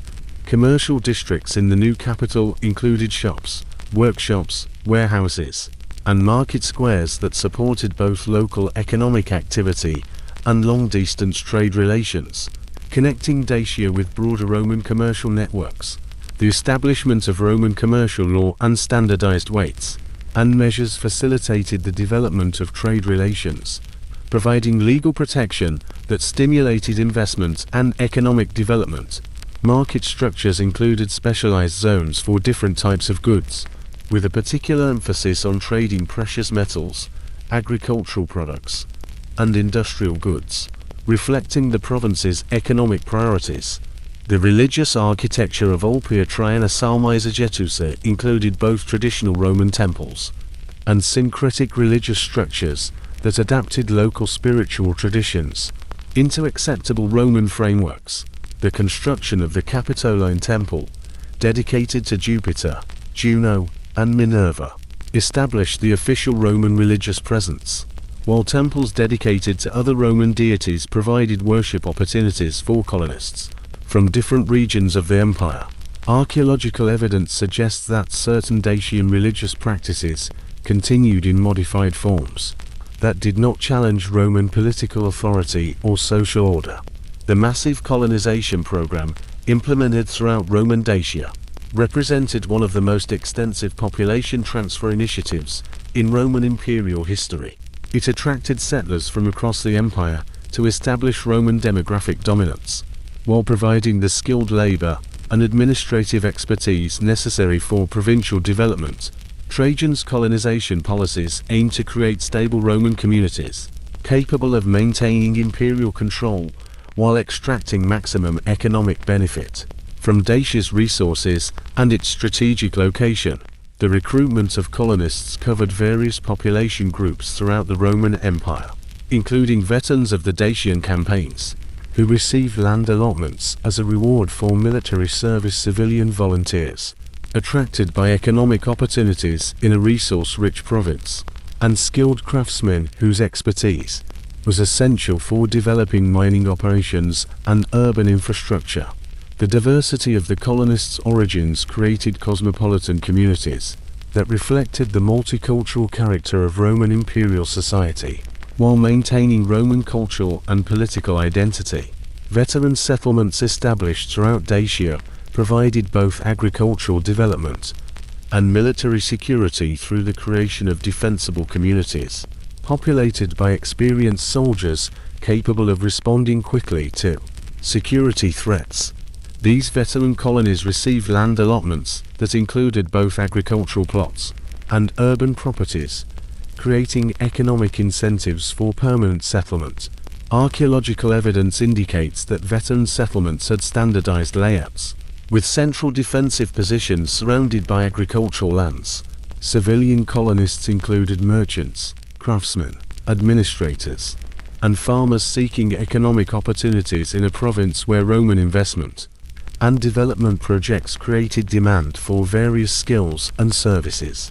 The colonial administration provided various incentives, including tax exemptions, land allotments, and legal privileges that encouraged immigration.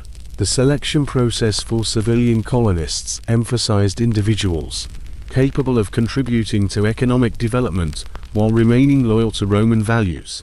The demographic transformation of Dacia proceeded systematically. Roman colonists established communities in territories depopulated by war or abandoned by Dacians fleeing Roman control.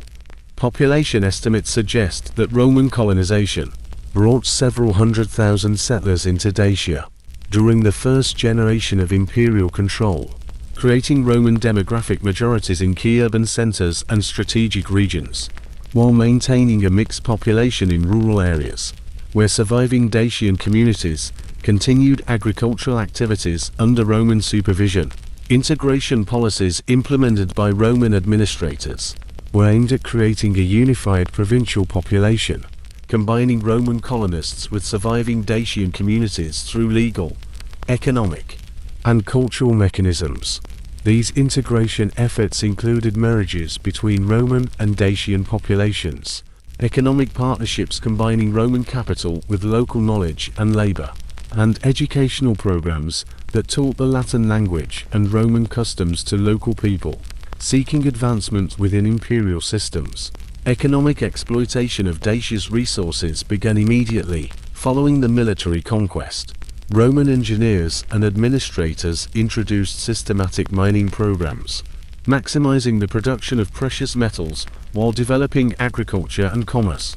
The legendary wealth of the Dacian gold mines was the primary motivation for Trajan's conquest, and Roman mining operations were aimed at extracting maximum value from these resources. Gold mining in the Apuseni Mountains received immediate attention from Roman engineers, who possessed advanced extraction methods and organizational skills that could significantly increase production. Roman mining methods included the use of hydraulic systems for washing gold-bearing gravel, the construction of deep shafts, and refining methods that ensured a higher level of metal recovery from the ore. Archaeological research at sites like Roya has uncovered extensive Roman mining installations, including processing facilities, housing for workers, and administrative buildings. The scale of Roman mining operations required a vast labor force, including both free workers attracted by relatively high wages, and slaves for dangerous manual labor underground. Distinct social structures emerged in mining communities, reflecting the dangerous and profitable nature of the work. Successful prospectors achieved significant wealth. The development of mining settlements required supporting infrastructure, including food production, equipment manufacturing, and transportation networks linking mining areas with the province's broader economic systems. Silver mining complemented gold mining, requiring different technical approaches and refining methods that Roman engineers adapted to local geological conditions. Silver ore deposits in Dacian territories were usually found in combination with lead ore, requiring cupellation processes to separate the silver. Roman metallurgists created processing facilities capable of handling large volumes of ore, while maintaining quality standards necessary for monetary circulation and commercial applications. The integration of silver mining with existing Roman monetary systems provided immediate economic benefits, supporting provincial development through an increased money supply. Agricultural development in Roman Dacia emphasized both food production for the growing population and commercial agriculture for export earnings. Roman agro-technologies included improved plowing methods, crop rotation systems, and livestock management techniques that increased productivity while maintaining soil fertility. The fertile plains and valleys served as an excellent foundation for the expansion of Roman agricultural operations. Roman colonists brought agricultural knowledge from their home regions, creating diverse farming systems that combine Mediterranean crops with local traditions. Wheat and barley production expanded significantly, providing grain for both the domestic market and export. Particular attention was paid to viticulture. Colonists established vineyards for the local market and potential export. Livestock farming expanded through the introduction of improved breeding and animal husbandry methods. Cattle breeding benefited from Roman veterinary knowledge and selection programs. Sheep and goat farming expanded in mountainous regions, where animals could utilize marginal pastures, producing wool for textile production and export. Integration into Roman trade networks provided Dacian producers access to markets across the empire, creating demand that stimulated economic diversification. Roman commercial law and standardized business practices reduced transaction costs, allowing Dacian merchants to participate effectively in long-distance trade. The construction of improved transport infrastructure, including roads, bridges, and port facilities, strengthened connectivity with major trade routes. Cultural transformation in Dacia under Roman rule involved systematic efforts to introduce the Roman language, law, architecture, and social customs, while maintaining the influence of local traditions that did not conflict with imperial political goals. Roman cultural policy aimed to create a loyal provincial population, contributing productively to economic and social development. These cultural transformation efforts required a delicate balance between promoting Roman civilization and respecting local customs that could be incorporated into acceptable hybrid cultural forms. The adoption of the Latin language occurred through many channels, including official administrative requirements, educational opportunities, and economic incentives that made Latin proficiency essential for advancement within Roman social and economic systems. Roman schools established in major urban centers provided Latin instruction for both the children of Roman colonists and the local population, seeking integration into imperial society. The gradual spread of Latin across Dacian territories created common communication capabilities, facilitating cultural integration and administrative efficiency. The introduction of Roman law replaced traditional Dacian legal customs with imperial legal systems that provided standardized procedures for property rights, commercial transactions, criminal justice, and civil disputes. Roman legal principles emphasized written law, formal procedures, and appeals processes, providing greater predictability and protection of individual rights than was possible under traditional tribal legal systems, providing the opportunity to obtain Roman citizenship to qualified members of the local population, created incentives for cultural integration, expanding the circle of individuals with full legal rights and protections. Architectural transformation throughout Roman Dacia included both the construction of new buildings, according to Roman standards, and the modification of existing structures to meet Roman functional requirements and aesthetic preferences.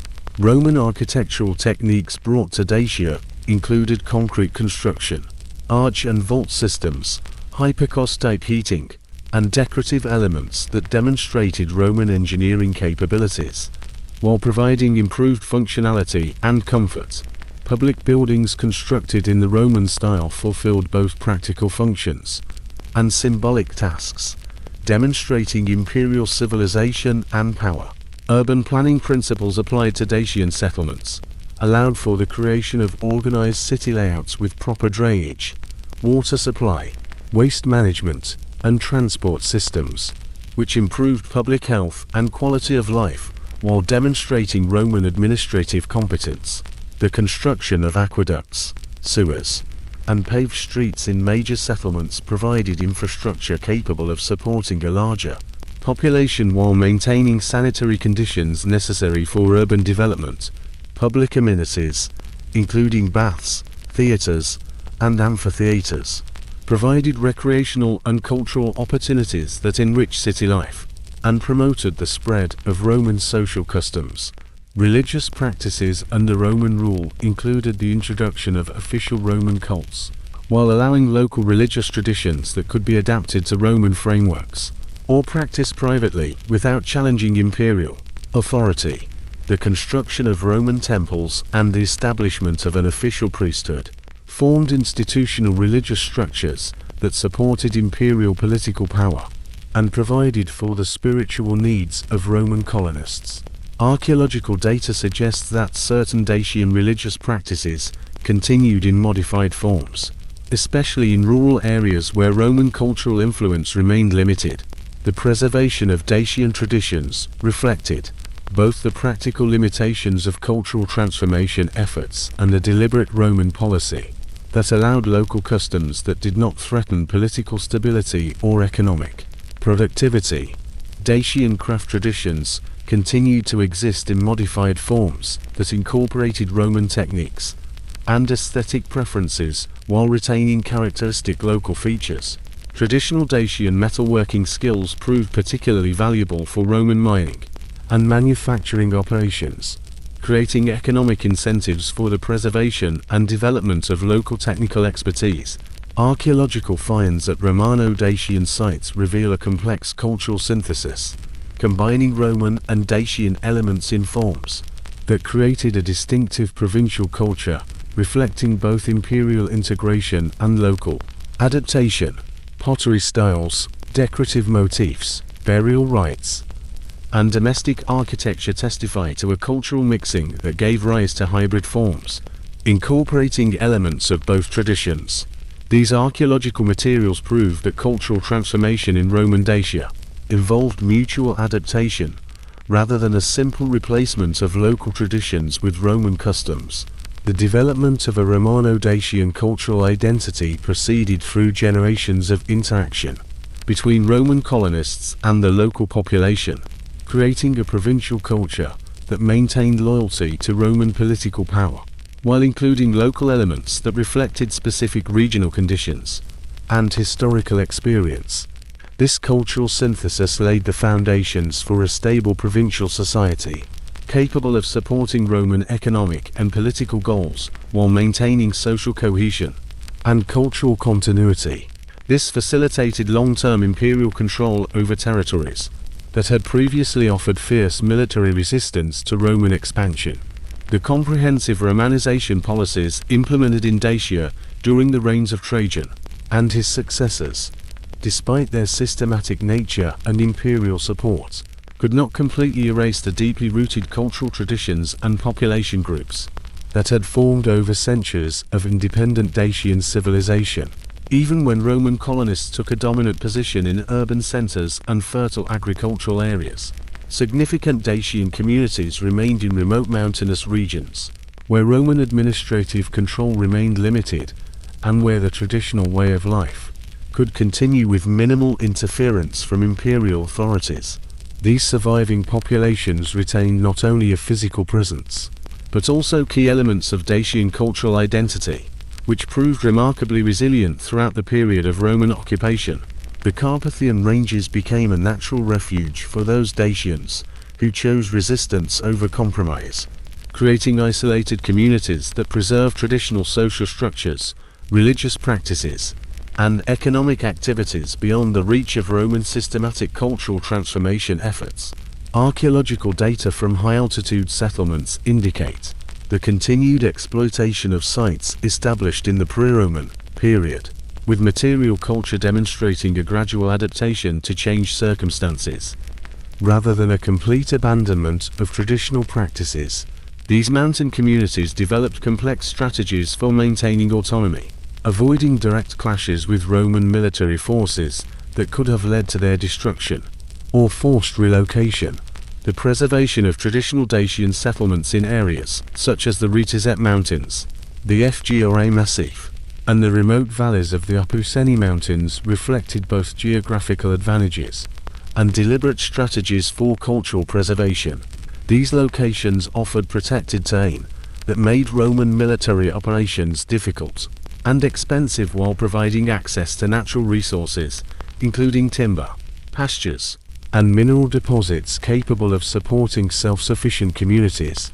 The scattered nature of these settlements made systematic Roman control impractical, as the costs of maintaining permanent garrisons in remote mountain locations far exceeded the potential economic or strategic benefits. Dacian resistance activities during the Roman period took various forms, from passive non-compliance with imperial administrative requirements to active sabotage of Roman economic and military installations. Mountain-based Dacian communities conducted periodic raids against Roman mining operations, transportation networks, and isolated settlements, avoiding major confrontations that might provoke an overwhelming Roman retaliatory strike. These acts of resistance required careful coordination between scattered communities, and the creation of advanced reconnaissance networks capable of monitoring Roman actions and planning operations that maximized damage to imperial interests while minimizing risks to the Dacian population. The organization of resistance reflected traditional Dacian military culture, adapted to the realities of life under Roman occupation. Small bands of warriors maintained traditional weapons and combat techniques, developing new tactics suitable for guerrilla warfare against Roman targets. The falx continued to serve as both a practical weapon and a symbol of Dacian resistance. Archaeological finds from this period show the continued production and use of these characteristic curved blades in areas beyond direct Roman control. Resistance leaders emerged from the traditional warrior classes, possessing both the military skills and the community authority necessary to organize and support opposition activities. Reconnaissance networks supporting resistance operations included both formal communication systems between mountain communities and informal information gathering through contacts with Romanized kinsmen who maintained secret sympathy for independence movements. These networks provided vital information about Roman troop movements, administrative policies, and economic activities, allowing resistance groups to plan effective operations while avoiding Roman countermeasures. The effectiveness of Dacian intelligence gathering reflected both traditional tribal communication methods and adaptations learned through observing Roman administrative and military procedures. Economic activity in the rebellious Dacian communities emphasized self-sufficiency and traditional production methods that could function independently of Roman trade systems, providing the necessary goods and services for community survival. Traditional metalworking continued in remote areas, where Dacian blacksmiths produced tools, weapons, and decorative items using technologies that had evolved over generations of independent cultural development. Agricultural practice preserved traditional crop varieties and farming methods that were well adapted to local conditions, requiring minimal external resources or trade links. Religious rites among the resisting population preserved traditional Zalmoxis worship and associated rituals, maintaining a spiritual connection with pre-Roman cultural identity. Sacred groves and religious sites in remote mountain locations continued to serve as centers for traditional ceremonies and community gatherings, which strengthened cultural cohesion and provided spiritual justification for the continuation of resistance to Roman authority. The preservation of traditional religious practices reflected both sincere spiritual commitment and conscious strategies for cultural preservation that maintained Dacian self-identity. Despite Roman efforts to promote imperial religious systems beyond the mountain refuges of active resistance, significant populations of free Dacian tribes maintained independence along the extensive borders of Roman territorial control, where imperial power gradually weakened with distance from major administrative centers and military bases. The Carpi, who controlled territories in the region between the Carpathians and the Dniester, represented the largest and most organized of these independent Dacian groups. Archaeological data indicates that the Carpi maintained an advanced political organization, military potential, and economic systems, allowing them to function as autonomous political entities while engaging in complex relationships with both Roman authorities and other barbarian peoples. The Carpi tribal union encompassed several subgroups that controlled vast territories in the eastern part of modern-day Romania and Moldova, preserving traditional Dacian cultural practices, while adapting to the changed strategic circumstances created by Roman expansion. Carpi settlements had defensive fortifications that combined traditional Dacian construction technologies and innovations borrowed from observations of Roman military architecture.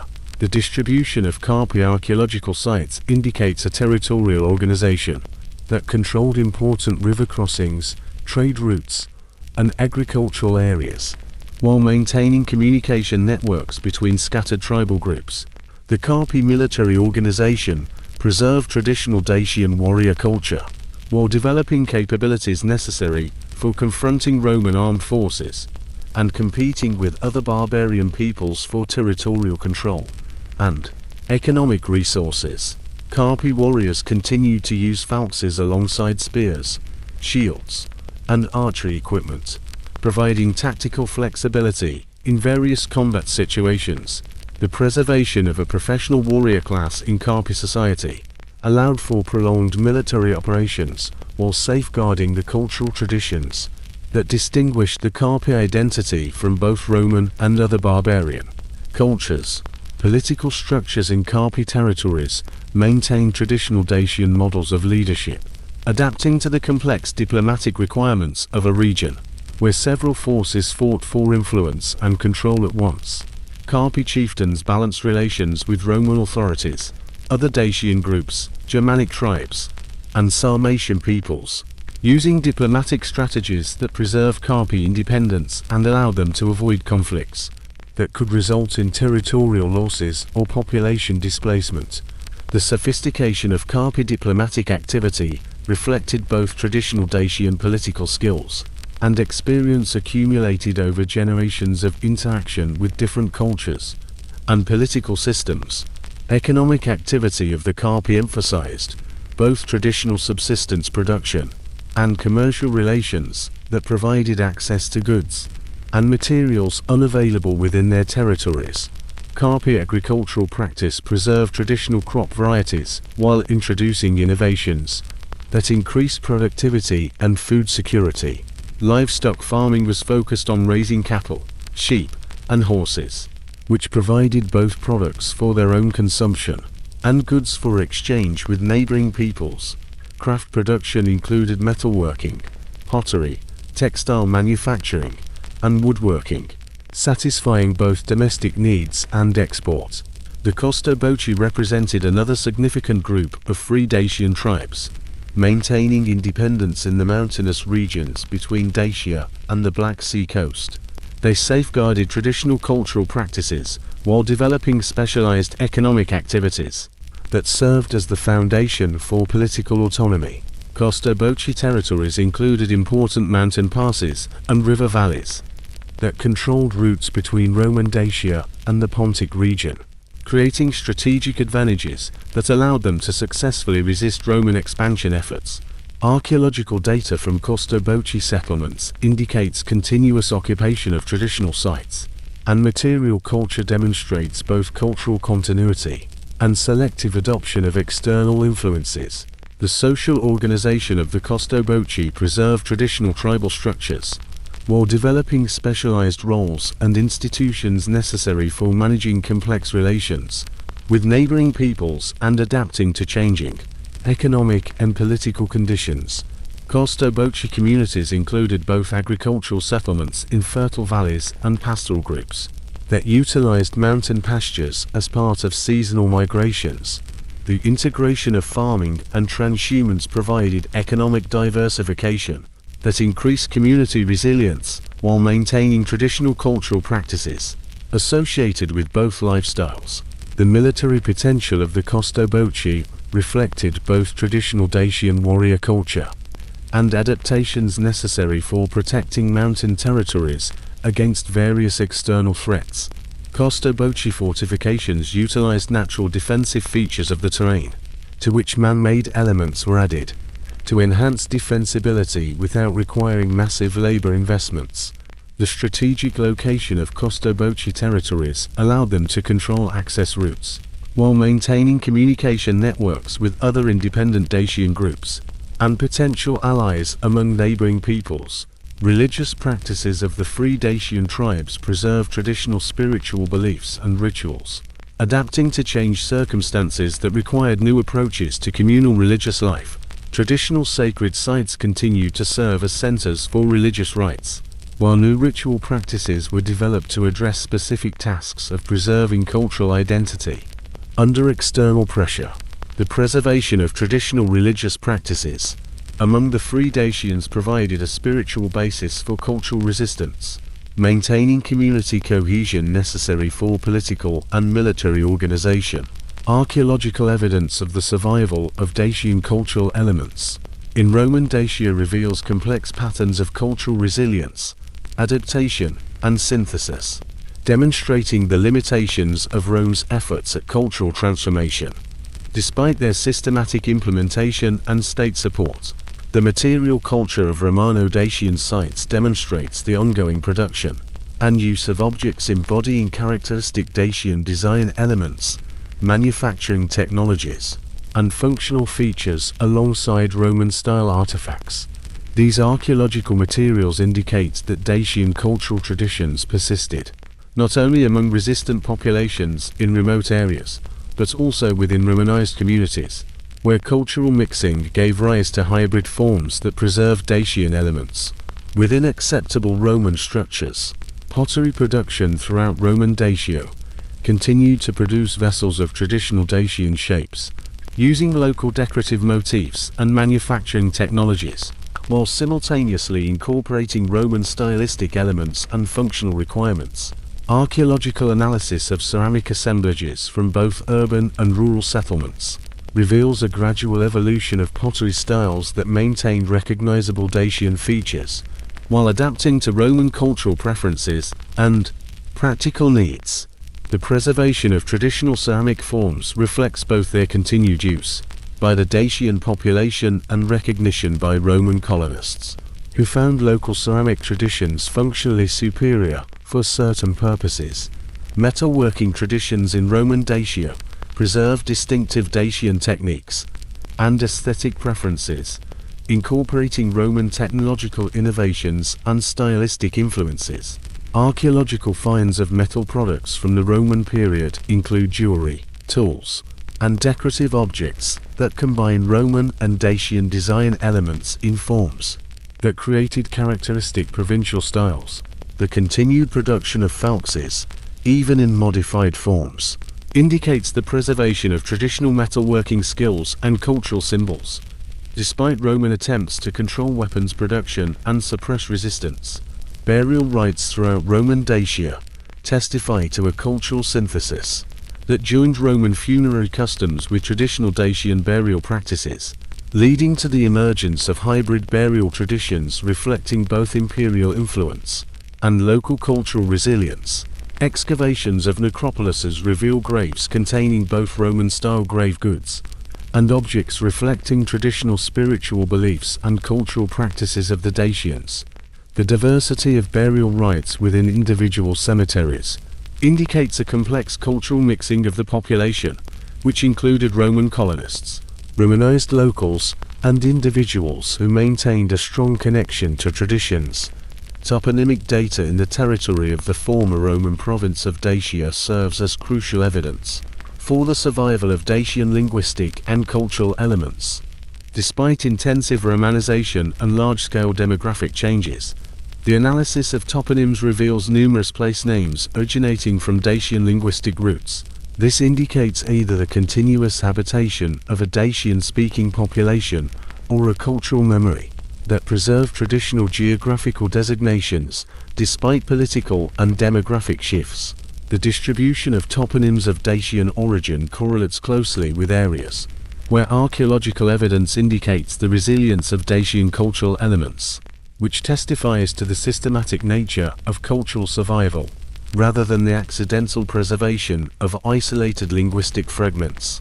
River names throughout the Carpathian region demonstrate particularly strong evidence of Dacian linguistic resilience. The largest water arteries have retained names dating back to pre-Roman traditions. The Moros, Olt, Danube, and numerous smaller rivers bear names of Dacian origin, indicating either the continued use by the Dacian-speaking population or the adoption of traditional names by later populations who recognized their geographical appropriateness. The preservation of river names reflects both practical considerations related to navigation and trade, and cultural continuity that safeguarded traditional geographical knowledge during periods of political transitions. The names of mountains and hills in former Dacian territories similarly preserved numerous examples of pre-Roman linguistic elements, indicating either population continuity or cultural memory that maintained traditional geographical designations. Analysis of mountain names reveals systematic patterns corresponding to areas where other evidence confirms the preservation of Dacian culture. These toponymic models provide important data for understanding the geographical distribution of the surviving culture and the mechanisms through which traditional knowledge was passed from generation to generation. Settlement names throughout the region include many examples containing Dacian linguistic elements, either as complete traditional names or as components in hybrid designations combining Dacian and Latin roots. Analysis of settlement or economy reveals complex patterns of cultural interaction that gave rise to various forms of linguistic synthesis, reflecting different degrees of Romanization and cultural change. Some settlements retained traditional Dacian names throughout the Roman period, while others developed hybrid names reflecting their mixed cultural character. Religious practices in Roman Dacia preserved numerous elements of traditional Dacian spiritual beliefs and rituals despite the official promotion of Roman religious systems and the construction of Roman temples. Archaeological evidence indicates the continued use of traditional sacred sites, often with modifications incorporating Roman architectural elements, while maintaining essential Dacian ritual functions. The preservation of traditional religious rites reflects both sincere spiritual commitment and conscious efforts to safeguard culture, supporting Dacian identity within acceptable Roman frameworks. Sacred grove traditions were preserved in modified forms throughout the Roman period, Archaeological finds confirm a steady reverence for specific forest locations that performed religious functions in the pre-conquest era. These sacred sites often received architectural additions, executed with Roman construction technologies, while preserving essential ritual spaces and traditional ceremonial functions. The continued use of sacred groves indicates both the resilience of spiritual beliefs and the flexibility of Roman religious policy, which allowed local practices that did not challenge imperial authority. Funerary rites in Roman Dacia incorporated traditional Dacian ideas about death and the afterlife alongside Roman funerary customs, creating syncretic traditions reflecting complex cultural mixing. Archaeological analysis of necropolises reveals burial practices, including traditional Dacian inventory, ritual procedures, and spatial organization combined with Roman customs and Christian influence, that appeared in the late imperial period. The diversity of burial practices indicates a continuing cultural complexity, rather than a simple replacement of traditional customs with Roman alternatives. Material evidence for the preservation of Dacian culture includes numerous categories of artifacts that maintain traditional forms, decorative elements, and manufacturing technologies under selective Roman influence. Traditional styles of Dacian jewelry continued to be produced throughout the Roman period. Archaeological finds reveal fibulae, bracelets, and other ornamental objects that preserve characteristic Dacian aesthetic preferences. While using Roman technical innovations, the continued production of traditional jewelry indicates both cultural preferences and market demand that supported the maintenance of craft skills.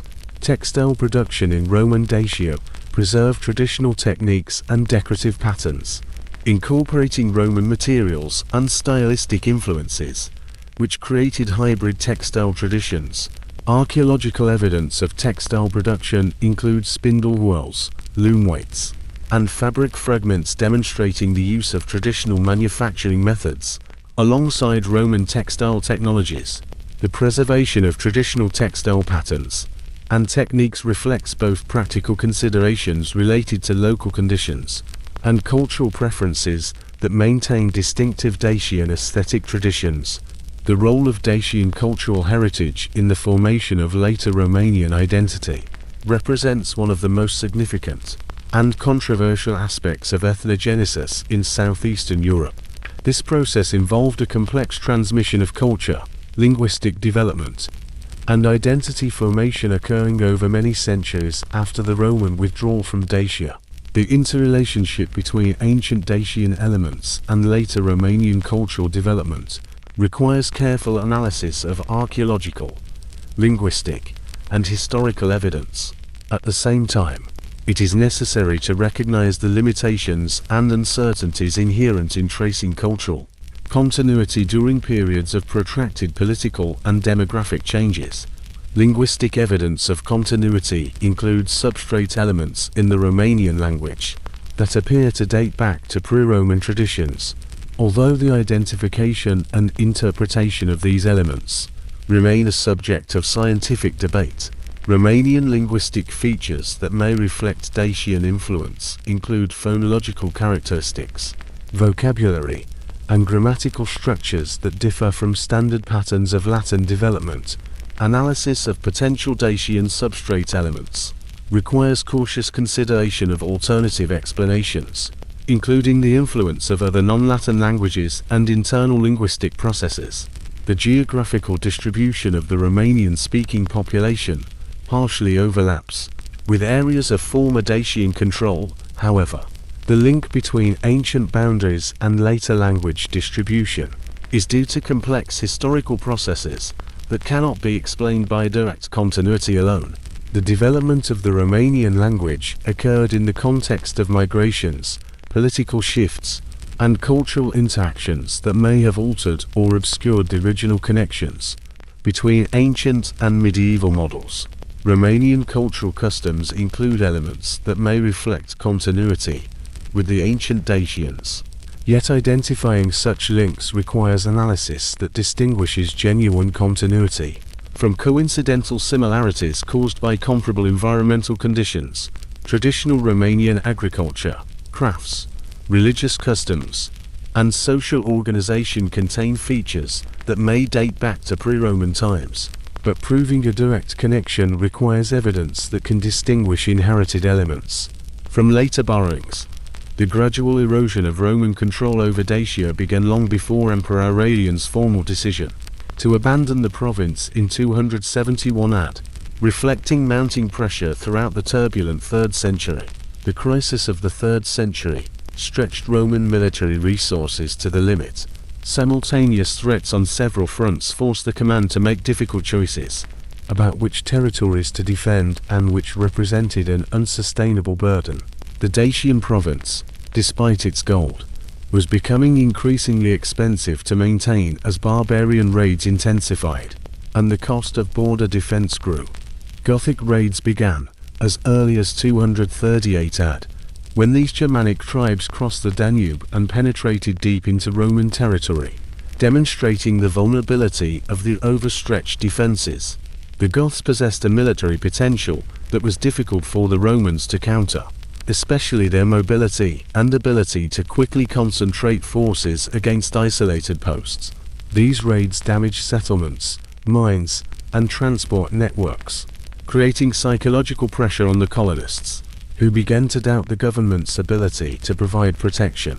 The Carpi, those free Dacian tribes who maintained independence, also intensified raids during this period of Roman weakness, seeking to reclaim lands lost under Trajan.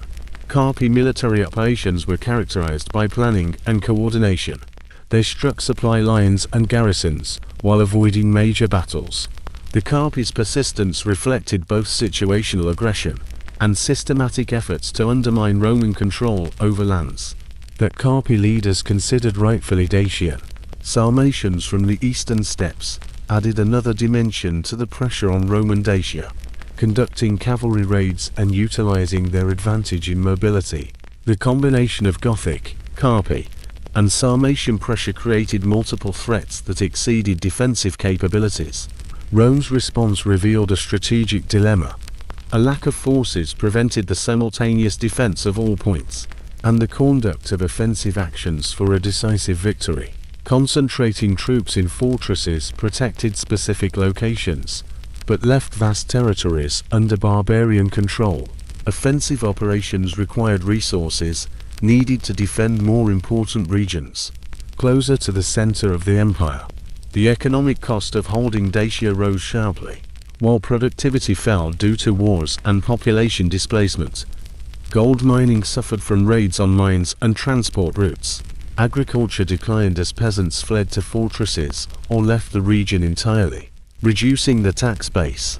Urban centers in Roman Dacia experienced significant decline. Both colonists and Romanized residents sought safety in more stable parts of the empire. Archaeological data in cities like Trajan and Sarmizegetusa point to a decrease in construction activity, abandoned residential quarters, and the fortification-related rebuilding of public buildings. Urban infrastructure gradually decayed as resources were diverted to military needs. Aurelian's assessment led to the conclusion that Dacia had become a strategic liability. The emperor recognized that leaving Dacia would create propaganda problems and might encourage enemies, but practical alternatives were even more problematic.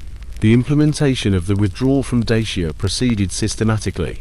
The administration organized the evacuation of citizens, the military, and valuables, destroying objects that could benefit the enemy. Engineers demolished fortifications and mining equipment, and the army guarded civilian columns. Evacuation required coordination to balance security needs with logistical constraints. The resettlement of the evacuees took place mainly in the provinces of Mysia, south of the Danube, where new communities were created that preserved the Dacian identity. The new province of Dacia Ripensis provided an administrative base for the settlers, maintaining a symbolic continuity of identity. Archaeology in the resettlement areas shows that the evacuees brought significant wealth with them and preserved distinct cultural customs. The long-term consequences of Rome's withdrawal from Dacia changed the demographic and cultural landscape of southeastern Europe for centuries. The abandonment of systematic administration and military protection created a power vacuum, for which various barbarian peoples fought to fill. This led to complex population movements and territorial reorganizations. The settlement of the Goths on the former Roman lands of Dacia occurred gradually. The Germans occupied strategic points, adapting to the economic opportunities of the region. The Goths utilized Roman infrastructure where it remained functional, developing their own settlement models. The integration of the Goths with surviving Romanized and local elements created hybrid communities. The question of population continuity versus its disappearance in post-Roman Dacia remains one of the most acute in historiography, having profound significance for understanding the origins of the Romanian nation. The continuity theory argues that significant Romanized populations remained in Dacia after the withdrawal of imperial troops, preserving Latin-based linguistic and cultural traditions that served as the foundation for later Romanian ethnogenesis. Archaeological evidence supporting continuity includes material culture demonstrating unbroken patterns of development, the continuity of settlement sites, and cultural customs that appear to bridge the gap between the Roman and medieval periods. Proponents of the migration theory argue that the Roman withdrawal was accompanied by a comprehensive evacuation of the population, as a result of which Dacia remained practically depopulated until later Slavic and other migrations brought new groups of people, who subsequently adopted Latin-based linguistic elements through contact with surviving Romance-speaking communities in neighboring regions. This interpretation emphasizes the destruction caused by barbarian invasions, the systematic nature of Roman evacuation procedures, and the limited archaeological evidence of continuous habitation at many sites.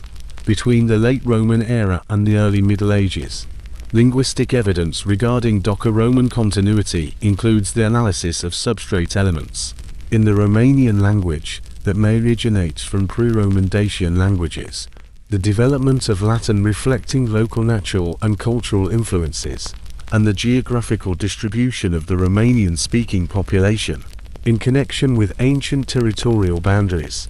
Romanian linguistic features supporting continuity arguments include phonological changes that may reflect the influence of the Dacian substrate, lexical units originating from local rather than standard Latin sources, and grammatical structures that may indicate non-Latin influence. In the process of Romanian ethnogenesis, archaeological discoveries of the 19th and 20th centuries revolutionized the understanding of Dacian civilization, providing crucial evidence for discussions on cultural continuity and demographic changes. After the Roman withdrawal, systematic excavations at major Dacian sites have revealed sophisticated urban planning, advanced metallurgical techniques, complex religious architecture, and extensive trade networks that demonstrate the high level of cultural development achieved by Dacian society before the Roman conquest. Excavations at Sarmizegetusa Regia, conducted primarily during the mid-20th century, uncovered extensive architectural remains that revealed the sophistication of Dacian urban planning and religious architecture.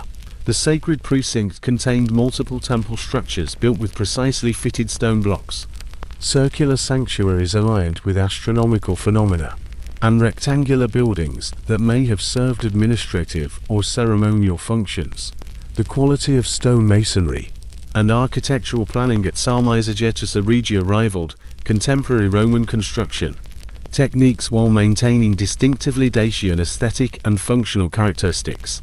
Archaeological investigations of other major Dacian fortifications, including Costeti, Secui, Blideru, and Pietrarui, have revealed the scale and complexity of Dacian defensive systems, providing evidence of the social organization and economic activity that supported these military sites. The Murus Dacianus construction technique, studied in detail, demonstrated innovative engineering solutions that created defensive walls in many respects, superior to contemporary Roman fortification methods. The integration of multiple defensive lines, complex water supply systems, and residential zones within fortified complexes testified to the ability to support a large population under conditions of a long siege. Finds of material culture at Dacian sites have provided detailed evidence of craft production, artistic achievements, and technological innovations that characterize Dacian civilization at its zenith. Metalwork products demonstrate advanced methods of manufacturing both utilitarian and decorative items, with particular skill in working with gold and silver reflecting both technical skills and aesthetic sophistication. Pottery production revealed distinctive Dacian traditions, alongside selective borrowing of external influences through trade contacts and cultural exchange. Religious artifacts discovered at Dacian sites have shed light on spiritual beliefs and rituals that ensured cultural cohesion and political legitimacy in Dacian society. Votive offerings, ceremonial vessels, and architectural elements associated with religious structures confirm the central role of Zalmoxis worship in Dacian identity, revealing complex theological concepts and ritual procedures. The integration of religious and political power, evident in archaeological remains, helps explain the effectiveness of Dacian resistance to Roman expansion and the resilience of cultural identity despite military defeat. Modern science of Dacian civilization benefits from interdisciplinary approaches, combining archaeological data with linguistic analysis, comparative cultural studies, and criticism of historical sources. Romanian scholars have played a particularly important role in Dacian research, although their work was sometimes influenced by nationalistic views emphasizing cultural continuity and Romanian ethnic origin in ways that could jeopardize objective historical analysis. International cooperation has expanded the field of research, bringing diverse methodological approaches and theoretical perspectives, while reducing the influence of nationalistic biases that sometimes affected regional science. Comparative studies of Dacian culture with Celtic, Germanic, and Thracian traditions have identified distinctive characteristics, marking Dacian civilization as unique among ancient European societies. The development of dacology as an academic discipline included constant debates about methodology, interpretation of evidence, and the link between archaeological data and historical texts. Early scholars relied heavily on classical literary sources that often provided biased or incomplete information, while modern researchers emphasize archaeological data, which gives a more objective view of Dacian social organization. The integration of archaeological and textual evidence continues to create problems, requiring careful methodological consideration. The role of Dacian heritage in forming modern Romanian national identity represents one of the most significant examples of using ancient history in 19th and 20th century nation-building processes. Roman intellectuals and political leaders consistently emphasized connections between ancient Dacia and modern Romania as a basis for claims to national identity and territorial legitimacy. This nationalistic interpretation of history influenced educational programs, cultural institutions, and political discourse in ways that sometimes prioritized ideological goals over historical accuracy. The mythologization of Dacian history created heroic narratives about Decebalus's resistance to Roman imperialism, defending ancestral territories from foreign conquest. These mythological interpretations often simplify complex historical processes, projecting modern nationalistic concepts onto ancient societies that acted on different principles. The preservation of these mythological elements in popular culture and political rhetoric demonstrates the powerful influence of historical narratives on modern identity and political mobilization. Educational policy in modern Romania traditionally presents the theory of Daco-Roman continuity as an established historical fact rather than a scientific hypothesis, creating an environment that does not encourage critical analysis of alternative interpretations. These approaches have influenced many generations of Romanians, contributing to the development of political movements using historical claims for modern purposes. Cultural institutions across Romania promote Dacian heritage through museums, monuments, and festivals. The National Museum of History of Romania in Bucharest has extensive collections representing archaeological discoveries within the framework of continuity and national identity. Regional museums in Transylvania developed specialized exhibitions supporting cultural tourism. The political use of Dacian history manifested in various forms. During the era of Nicolae Ceausescu, Dacian themes were emphasized as an alternative to Soviet narratives to assert Romanian independence and identity. Post-communist politics continues to refer to the legacy of the Dacians in debates about European integration and minority rights. Modern research continues to provide new data on demographic changes and relations between ancient and modern populations. Recent discoveries in places such as Roia Mountain have revealed additional evidence of advanced gold mining, raising questions about environmental protection and heritage preservation. The integration of modern methods, including radiocarbon dating and DNA analysis, has expanded the possibilities for historical interpretation. The legacy of the Dacians goes beyond academic research, influencing modern art, tourism, and international perceptions of Romania. Representations in films and novels often replicate mythological interpretations that may diverge from scientific understanding. Cultural tourism has become economically significant for regions with archaeological sites, creating incentives for their preservation. International recognition of the historical significance of the Dacians has grown significantly. The inclusion of the Dacian fortresses in the Toponymy Mountains in the UNESCO World Heritage List ensured an international standard for their protection and stimulated research. Academic conferences and joint projects have created global networks of scholars. The constant interest in this civilization reflects both the remarkable achievements of an ancient society and the relevance of questions about identity and the link between ancient heritage and modern national consciousness. The Dacians created a complex civilization that successfully resisted Roman expansion for generations. Their final conquest meant not just a military defeat, but a transformation of the entire cultural landscape, which would never again achieve the unity that characterized the kingdom of Decebalus. The historical influence of the Dacians goes far beyond the chronological boundaries of their independence, influencing demographic models and historical consciousness in southeastern Europe. Whether through direct population continuity or historical memory, the legacy of the Dacians remains a vital force in understanding the processes that shaped modern Romania and the Carpathian region. The study of Dacian history ensures that our understanding of this civilization will evolve, contributing to knowledge of ancient European societies